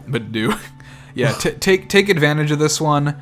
The folks you're fighting won't always necessarily know what this thing can run, so surprise them when you bring this thing. That's the angle. Buzzwole, this is, I think, what this team needed. Yeah, I agree. Buzzwole is just good. Doesn't have any shared weaknesses with the other stuff. Yeah. The only shared weakness it has was really with Kartana. Yeah. I think Buzzwole is huge here in that it, up until now, the team was doubling, tripling up on a lot of stuff that didn't really needed to be doubled and tripled up on, and Buzzwole is doubling up on something you really need, which is another damage dealer. Yeah. And a good defensive damage dealer. Yeah, this thing, its defense is fucking through the roof. Its attack is through the roof. Beast boost. Honestly, going double Ultra Beast in A tier, that works. Yeah, absolutely. Like, I would absolutely not be saying this about Pheromosa, but Buzzwole, yeah, this is what the team needed. I agree. Next up, we got Alolan Golem. I don't know how to feel about this. Alolan. How do you feel about Alolan here? I feel like it. I feel like a lot of his team is just kind of done, Yeah. and I don't think Alolan provides much at all. But I also don't know what else he really needed in his C tiers. Like he's got a lot covered. There The was only a thing- consideration that I was privy to. There was a consideration of either Armaldo or Crustle. I would have preferred Armaldo. I think Armaldo would have been better here. Yeah, I can agree with that. Yeah. I don't think Golem's a bad pick. I just don't really think it does much. But, you know, that's okay. Yeah, Sableye does do a lot. I hate this Pokemon. I was aware of this pick for a while, and I was wondering, is someone gonna snipe it? Because there were a lot of chances to snipe this thing, like an insane amount of chances to snipe this thing and keep this guy, this dude from having it. But nobody did it, so now this dude has Sableye. This dude was so confident that he was getting Sableye that he took Wartortle before Sableye. Oh man. I mean, yeah, Prankster, only weak to Fairy, which you deal with very well already. Obviously doesn't have very good stats, but honestly it does exactly what it needs to as a C tier. Yep, Moving on it into sure does. moving on into Torracat. Moving on to another like completely unexpectedly contested C tier. Pokemon I was Hey, can I take 300 for Pokemon I did not expect to be sniped? Torracat. Yeah. Never before. We've never had a season where Torracat has been drafted before. So many NFEs this season, but suddenly several people wanted this thing. I mean, for decent reason. It is a C tier. It's got Fake Out. It's got Intimidate. It's got Parting Shot. It works. It's Fire type. This team kind of needed this. It's Incineroar without the roar. Yeah. It's just Incin. It's just Incin. Notably, Garlic did not choose Torracat because they particularly wanted Torracat. They wanted Salazzle, and I'd happened to take Salazzle, so they just grabbed Torracat instead. Oh. So honestly, I feel like Torracat works better for them than Salazzle does. It's a pivot. It's a real pivot. It's an actual pivot on this team that doesn't have one yet. Yeah. I mean, obviously Clefairy is the one that wants to be holding Eviolite, which makes Torracat kind of rough, but like if you're not bringing Clefairy, like yeah, Torracat's the one. Yeah. Next up we've got Durant. We talked about Durant earlier. It's absolutely not a pivot. So Down on steel types though, which even though Durant is not a pivot, I agree with the choice. yep, definitely more steel type offensive coverage. Hit those fairies harder. That's great. You want to be hitting those fairies. Fucking hustle.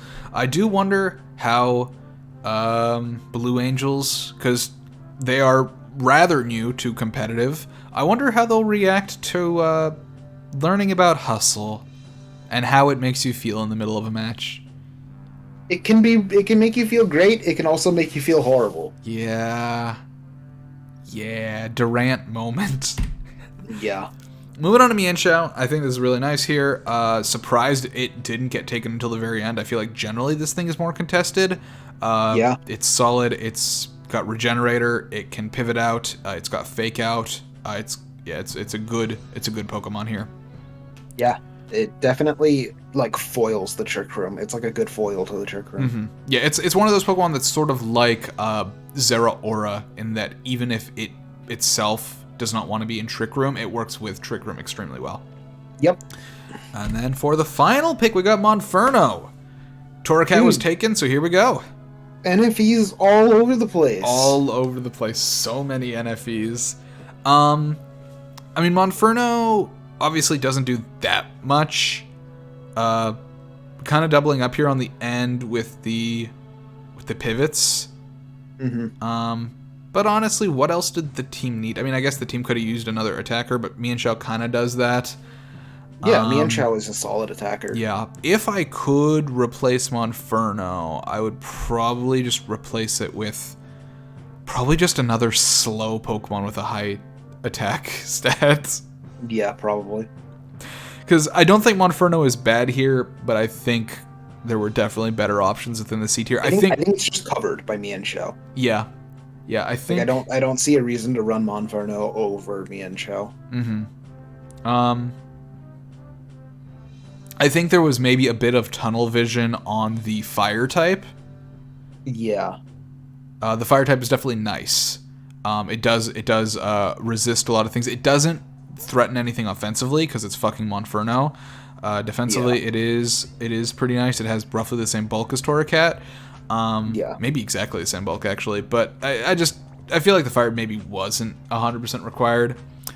Sure. But moving on to Donphan. I always like to see Donphan. Like to see a Donphan pick? Yeah. I mean, he did not have a ground type. It's true. It's nice to have one.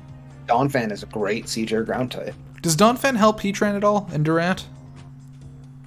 No. Sort of. Stormy, you should not have gotten Flareon. Trust me. No, Flareon is worse than Monferno was a better choice than Flareon. I just don't think you necessarily needed a fire type, but you don't want Flareon. Yeah, I mean, I don't have much to say about Donphan, honestly. Yeah. It just slots right in. Okay, yeah, well, we should do a final team verdict. Diggory makes a good point.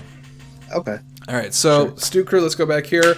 Honestly, I mean, I think we mentioned this. Team overall pretty solid. Could use more offensive pressure.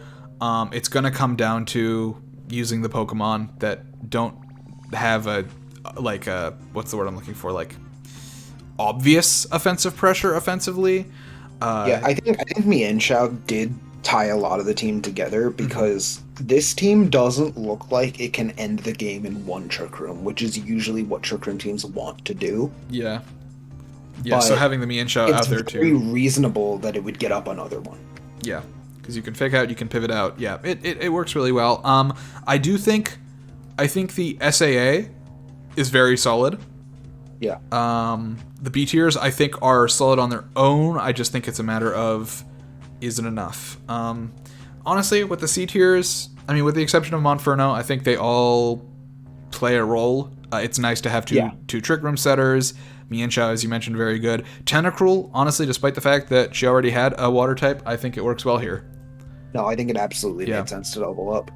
Yeah, and Monferno, I mean, it's not bad. It's fine. It just, there probably were better options. I can't think of any off the top of my head, but something in the vein of Caparaja, almost, you know? Just something that has a lot of coverage and is strong. Yep. Okay, so then, so moving on to Blue Angels. I do like this team. I think I'm looking at it, this is one of my favorite teams.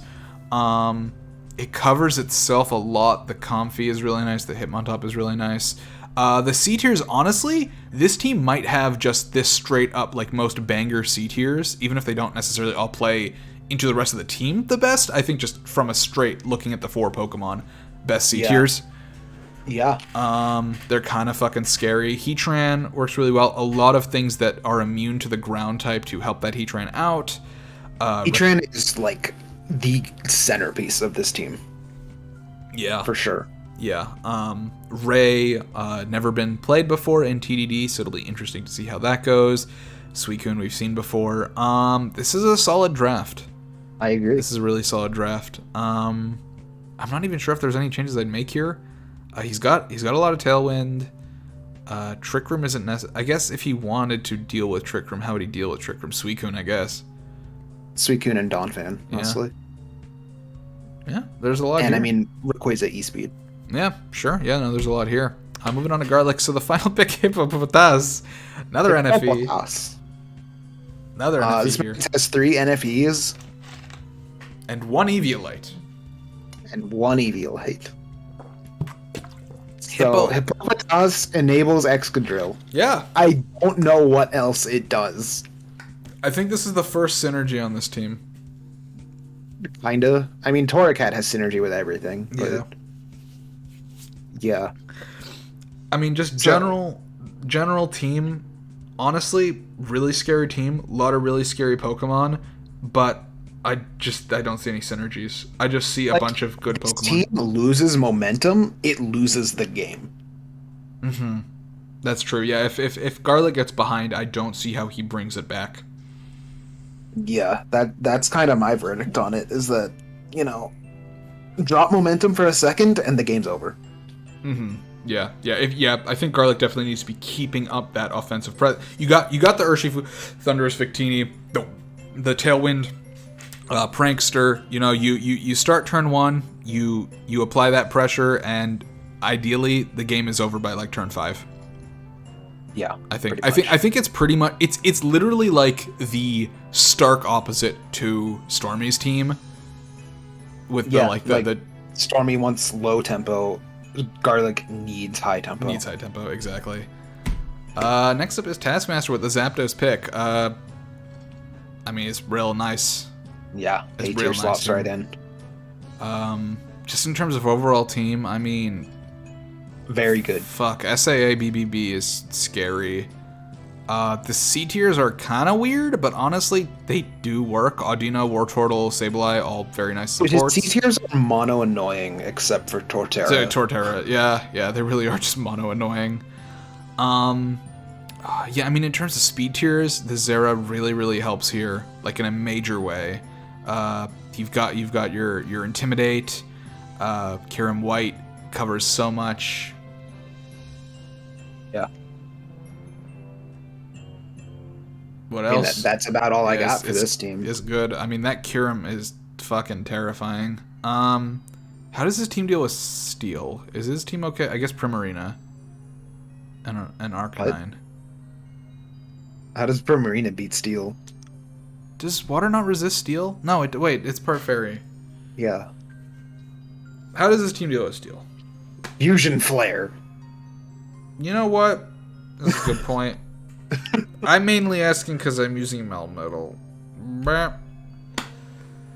Alright, so this is, I love Pyukumuku, but this is a dead slot. Kinda. Yeah.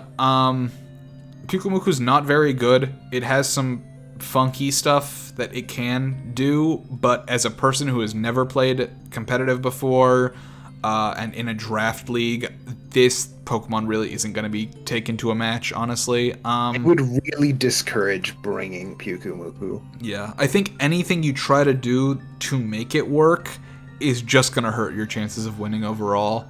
Pyukumuku very much plays itself into a corner. Yeah. Honestly, I mean, pretty solid SAA BBB. I think, as we mentioned, the Seismitoad probably could have switched that up for something else there. Yeah. The C tiers both work. I think Corsola G was another thing that could have worked on something there. Goleme and Pyukumuku don't really offer anything. Overall, this is definitely not my favorite draft, but at least the SAA I think looks very nice here. I agree. Yeah. Yeah. Definitely not my favorite draft, but I think there's enough room here to succeed. It's just a couple of the picks were a bit questionable. And honestly, for a first draft ever, pretty solid for a first draft ever. So give him that. Okay, so Staraptor. Now we have to talk about why the Mega Pidgeot is a bad pick. It's because Staraptor is better. Yeah. Yeah. On this team specifically. Yes. You've got, I mean, it's literally the exact same typing, same weaknesses, but it's got Intimidate. It's got, Mega Pidgeot might also get Tailwind, but it's got Tailwind. I mean, Staraptor is just very good, and Mega Pidgeot is just not quite as good. Same issue here with the B tiers, where it's like you chose a bunch of the same Pokemon, kind of chose a bunch of the same Pokemon in C tier as well. Yeah. I mean, overall, this draft is not my favorite. I feel like this is going to be a rough one to work with. Yeah. I can appreciate the diversity that Smeargle gives you, but Math, I am going to just warn you, based on what it sounds like you want to do, don't depend on the Smeargle as much as you want to. It's in practice, it works a lot less often than you'd like. I think the SAA is very nice here. I think those are definite brings to basically every match. The B tier, you kind of have your fucking chef's choice of what you want a particular week. And then in the C tiers, I think it a lot of the time comes down to Smeargle and Staraptor and the occasional Dig Trio. Probably. Yeah. I think there were some mistakes made in this draft. I think it turned out okay.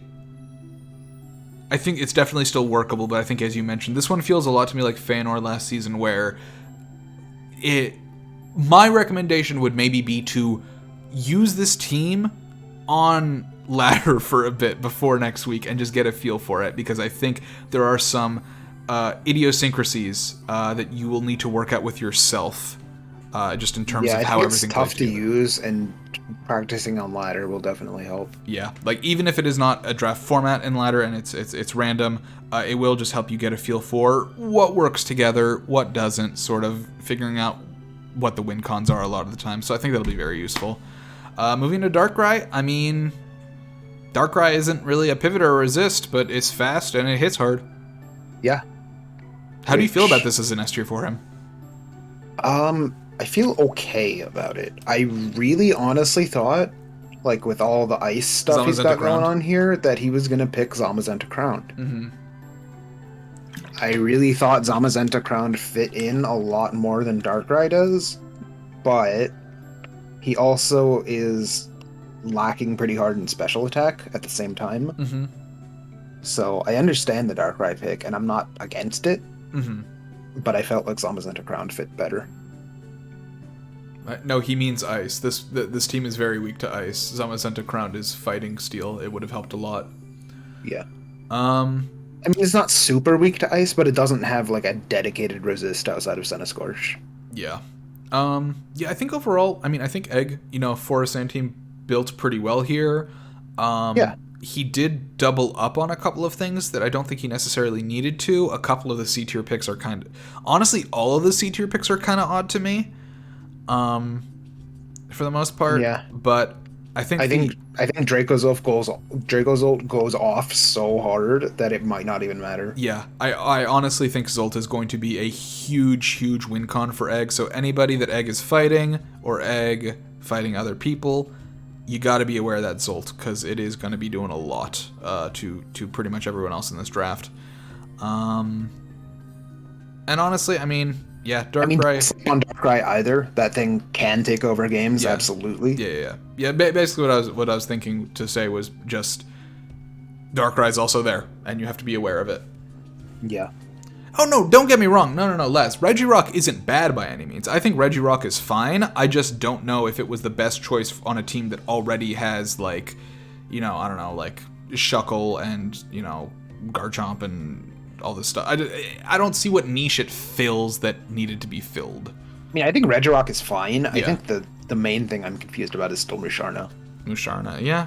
Supposedly there are plans for Musharna, so we shall see. I mean, I'm down to see. Mime, here we go! Here we go! He brought it back! See ya, Granbull! Yeah, so Granbull is basically confirmed to be a dead slot, and yes. Mr. Mime has taken his place. Yes, so Granbull not being brought. This is a 9-draft team. Granbull's dead to me and to everybody. Overall, again, just kind of like with Cause, I think this team is really good for a first draft. I don't know if Batiler had any help building this team. I think... Sounds like not much. Yeah, I think Post, like, sort of steered him into or away from certain directions, but I think this was basically someone who has never fucking seen 90% of the Pokemon that exist, managing to comb through all fucking 800 of these bastards and choose like 9 ones that kind of work well together. Insane. Yeah. Really impressed. I mean, like, genuinely impressed by how well this draft went for someone who has literally never played since Gen 1. Yeah, I mean, the Alakazam Serena, we've mentioned that's really nice. Rotomosh Charizard X, absolutely brilliant combination here. Zapdos Galar, the Defiant, is really nice. Obstagoon, kind of weird, but, like, it's not bad necessarily. The Palisand works. The Registeel's fantastic. The Mime's fantastic. This worked out fantastically. Mime offering so much to this team right now. Mime and Registeel back to back really like sealed this as a good draft. Yeah, given how many people needed Steel and Fairy at the end there, I'm surprised Batila didn't get sniped. Yeah, me too. But no, this is actually surprisingly good. I'm very happy with this.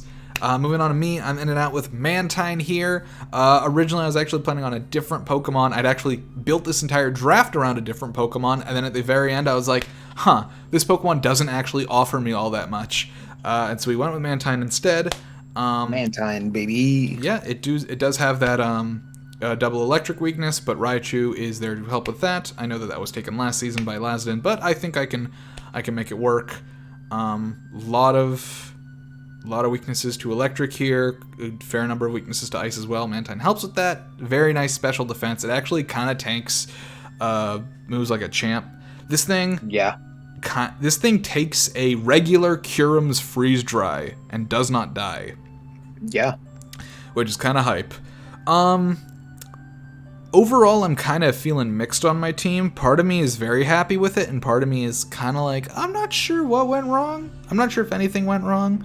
I think I did do one thing well, and that is build the bulky offense I was looking for. Yeah, definitely.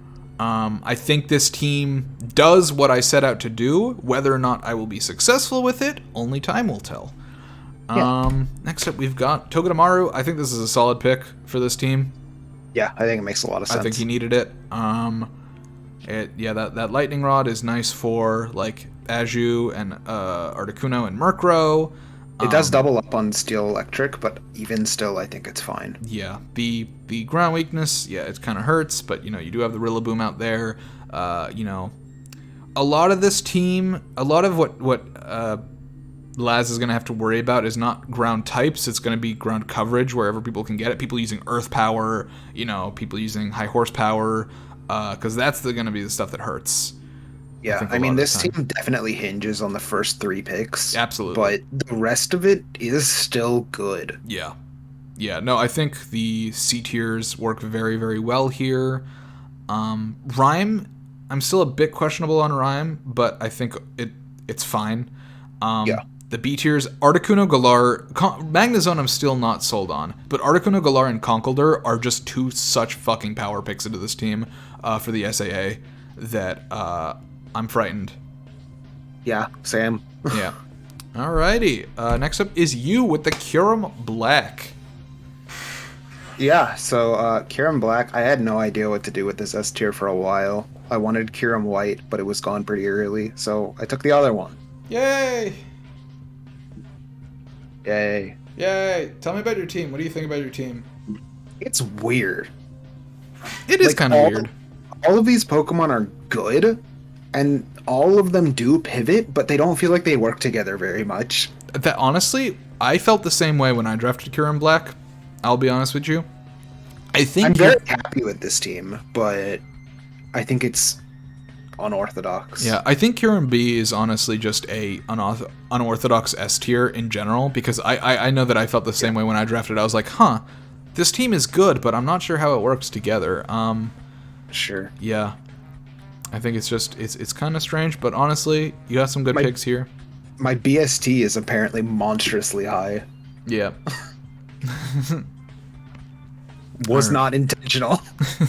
Next up, we have Dusclops. I think this is really nice for Petrichors here. They were thinking about drafting an electric type, but I honestly don't think they needed one. I think Dusclops works well here. Yeah. He did ask me about that, about Dusclops versus Electros, which I think was his main content. Same. I think I sent him over to you because I was busy on making these slides. I basically said, like, if you see yourself in a position where you want to set your own Trick Room, definitely take Dusclops. If you don't, Electros could be okay, but Dusclops provides a pivot, Dusclops provides support, it provides a lot. Mm-hmm. I do think this team has some good picks. I'm not sold on it as a combination. Yeah, it's kind of like mine, where it's like all good Pokemon that do pivot, but the synergy is weird. Yeah. I think like Cinderace, Mega Blastoise are absolutely baller. I think the Crook Togekiss and Zamazenta work very nicely together. Necrozma is just kind of a good pick that I think Post may have some trouble with to start with. Post, if there's one Pokemon I would do a lot of research on coming up into week 1, it would be Necrozma. Just figure out what you want to do with this thing, because it kind of can have that Mew effect where you kind of misuse it just because you don't know what you want to do with it. I think his C tiers are pretty good. The Drampa I'm not entirely sold on, but I think Copperajah, Vileplume, and Dusclops are all very, very good. Yeah, I agree. So yeah, so I think I don't think it's the best draft, but kind of what you said, just they work well. The synergy is not entirely clear, but I think there's some options here. Moving on to House Punchers with the Mega Scizor. I mean, this is a damn good pick for him. Ice resist, baby, let's go. Yeah, finally. Fucking no fine. Colossal resist, but don't bring Colossal. Don't bring Colossal. Yeah. The top 6 Pokemon here, I think, are very good together. The top 7 Pokemon on this team are a team. Yeah. Toxicroak is not bad either. Toxicroak is perfectly fine, yeah, but I don't think Toxicroak is specifically good for this team. I think the top 7, as you mentioned, are very, very good into this draft. They work really together. It's very different from how Peanut is used to playing, but I believe that he can make the pivot into playing this sort of very offensive, pivoty type style. Toxicroak will help a lot with that. Whaleren and Colossal. This is a good balance team, is what it is. Yeah, no, this is a very, very solid balance team. And then Whaleren and Colossal are also here. Kind of feeling that those are not going to be very useful. Probably not. Next up, we got Swampert. Fuck, Swampert's great, dude. Yeah. Swampert's such a good C tier. Yeah. I'm surprised it's never been drafted before. Has it? It might have been. I'm wrong, probably. It has been. But I love Swampert a lot. It was definitely on my list for a while, but I didn't need another water starter. That's fair. But yeah, I love Swampert. Yeah. I think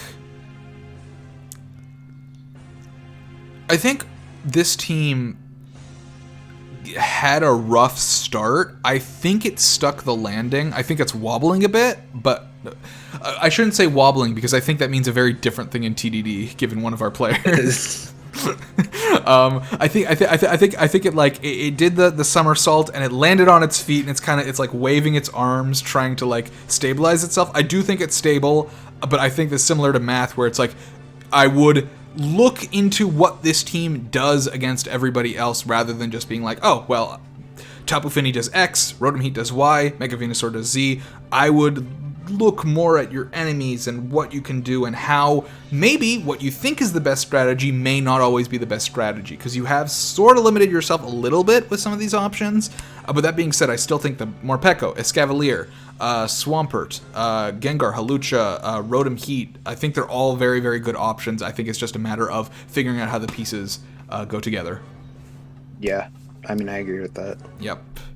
Moving on to Audino, regular Audino here. How do you feel about this? This is not something I expected, I'll be honest. I cannot believe this was a snipe from the literal last pick available. It is kind of wild. This has been a kind of wild draft. Yeah. So, Audino is a weird one. It's a normal type with Trick Room, I guess. Yeah, it is. What else? But do you want Trick Room? This team? No. On this team? No. Yeah. So no, I was talking about Pocket Wizards. Oh, well, yeah. So I don't disagree with the Audino pick. Mm-hmm. But it is a weird one to fit in here. Mm-hmm. It doesn't really have any shared weaknesses because like your whole team kind of does resist fighting, so slotting in a normal type does actually just work. What does it do? What does it do for him? Everything that Mega Audino does, but without being a fairy. Yeah. And without losing Regenerator. That's fair. Overall, given what Diggory went through, this is pretty solid. Yeah, it's a Rain-ish team. Yeah, it's a Rain-ish team, definitely. Like, I think there will be a fair number of matches where Pelipper and Mega Swampert just bench. Yeah, I could see it. And the team still works perfectly fine. Coco, Grimmsnarl, Dragapult, used anywhere. Scizor, very good regardless. Honestly, Ludicolo without Rain is fine. Yeah, Slowking G and Moltres also. Both very good. I think you could legit just run a completely not Rain team, just not thinking about Rain at all, and still have a very solid team. That being said, the Rain does help. Yeah, definitely. Pelipper was definitely not a mistake. It definitely works here. I think this team does have more synergy than the past couple we've talked about. Maybe besides OJ's, I think OJ's does have some synergy. It's just a matter of finding it. I just think it's a weird synergy where it's like, it feels like there's two different teams that have been built here. Kind of. And they both work. Yeah, I mean, it's a rain mode and a rainless mode. Yeah, which I think is perfectly fine. Yeah. Yeah, I think it'll work. Yeah, awesome. And then finally, we've got Uxie. Yuxi. Starting the draft with a psychic type, ending the draft with a psychic type. Starting the draft with the probably the TDD mascot, ending the draft with your least favorite Pokemon of all time. Yeah, but that's fine. That's fine. I mean, Yuxi, Trick Room, Bulky, Pivot. Yeah, it does stuff. It's fine. It's good. This team, it's pretty good. My main concern with this team is there's not enough offensive presence, I think. The offense is like very much limited to the like top three Pokemon and maybe Galvantula. Yeah, I think Galvantula can work for that. A lot of the other Pokemon here too. Don't get me wrong, but it does fill the support slot very nice too. Mm-hmm. Yeah. Magmortar is also a perfectly good attacker. I think this team's success or failure in large part is going to come down to the Mew, and I hate to say that because I know how hard Mew can be to use, but I really think it's going to be a matter of figuring out every week what this is a team where you need to know your win con every week. Yeah, like you need to be looking at your opponent's team. How do they deal with Mawile? How do they deal with Como-O? And based on that, because you obviously don't want Mandipuz and Jellicent and Magmortar and Togetic every single fucking week. So like it's figuring out how Mawile and Como-O stack up and figuring out which of those pivots, which one or two of those pivots you want to be bringing, and then obviously you're bringing the Mew almost all the time, if not all the time. What is it doing? What is the team missing that particular week? And I think that's going to be huge. I know it's tough, but I believe in you, and man, I believe you can make the Mew work. Yeah, so I think that covers it. Yeah, I think that was the whole draft. And it was just over 3 hours! Yeah. We're gamers! We're gamers! We did it! Alright, thank you everyone so much. If there's anybody in the chat that would like to make some points, I will now move the chat into draft if you guys want to say some stuff. Otherwise, it has been absolutely very nice having you all. If you disagreed with anything any of us said, good. Not my problem. We've been talking for 3.5 hours and it's just the two of us. I'm sure we got some stuff wrong. Sure, we got a ton of stuff wrong. Yeah, but I think overall, pretty solid teams. Very, what's the word I'm looking for? What's the word for like not normal? Unorthodox. Unorthodox. Thank you. Yes, this is going to YouTube. A lot of very unorthodox teams this season. A lot of unorthodox picks.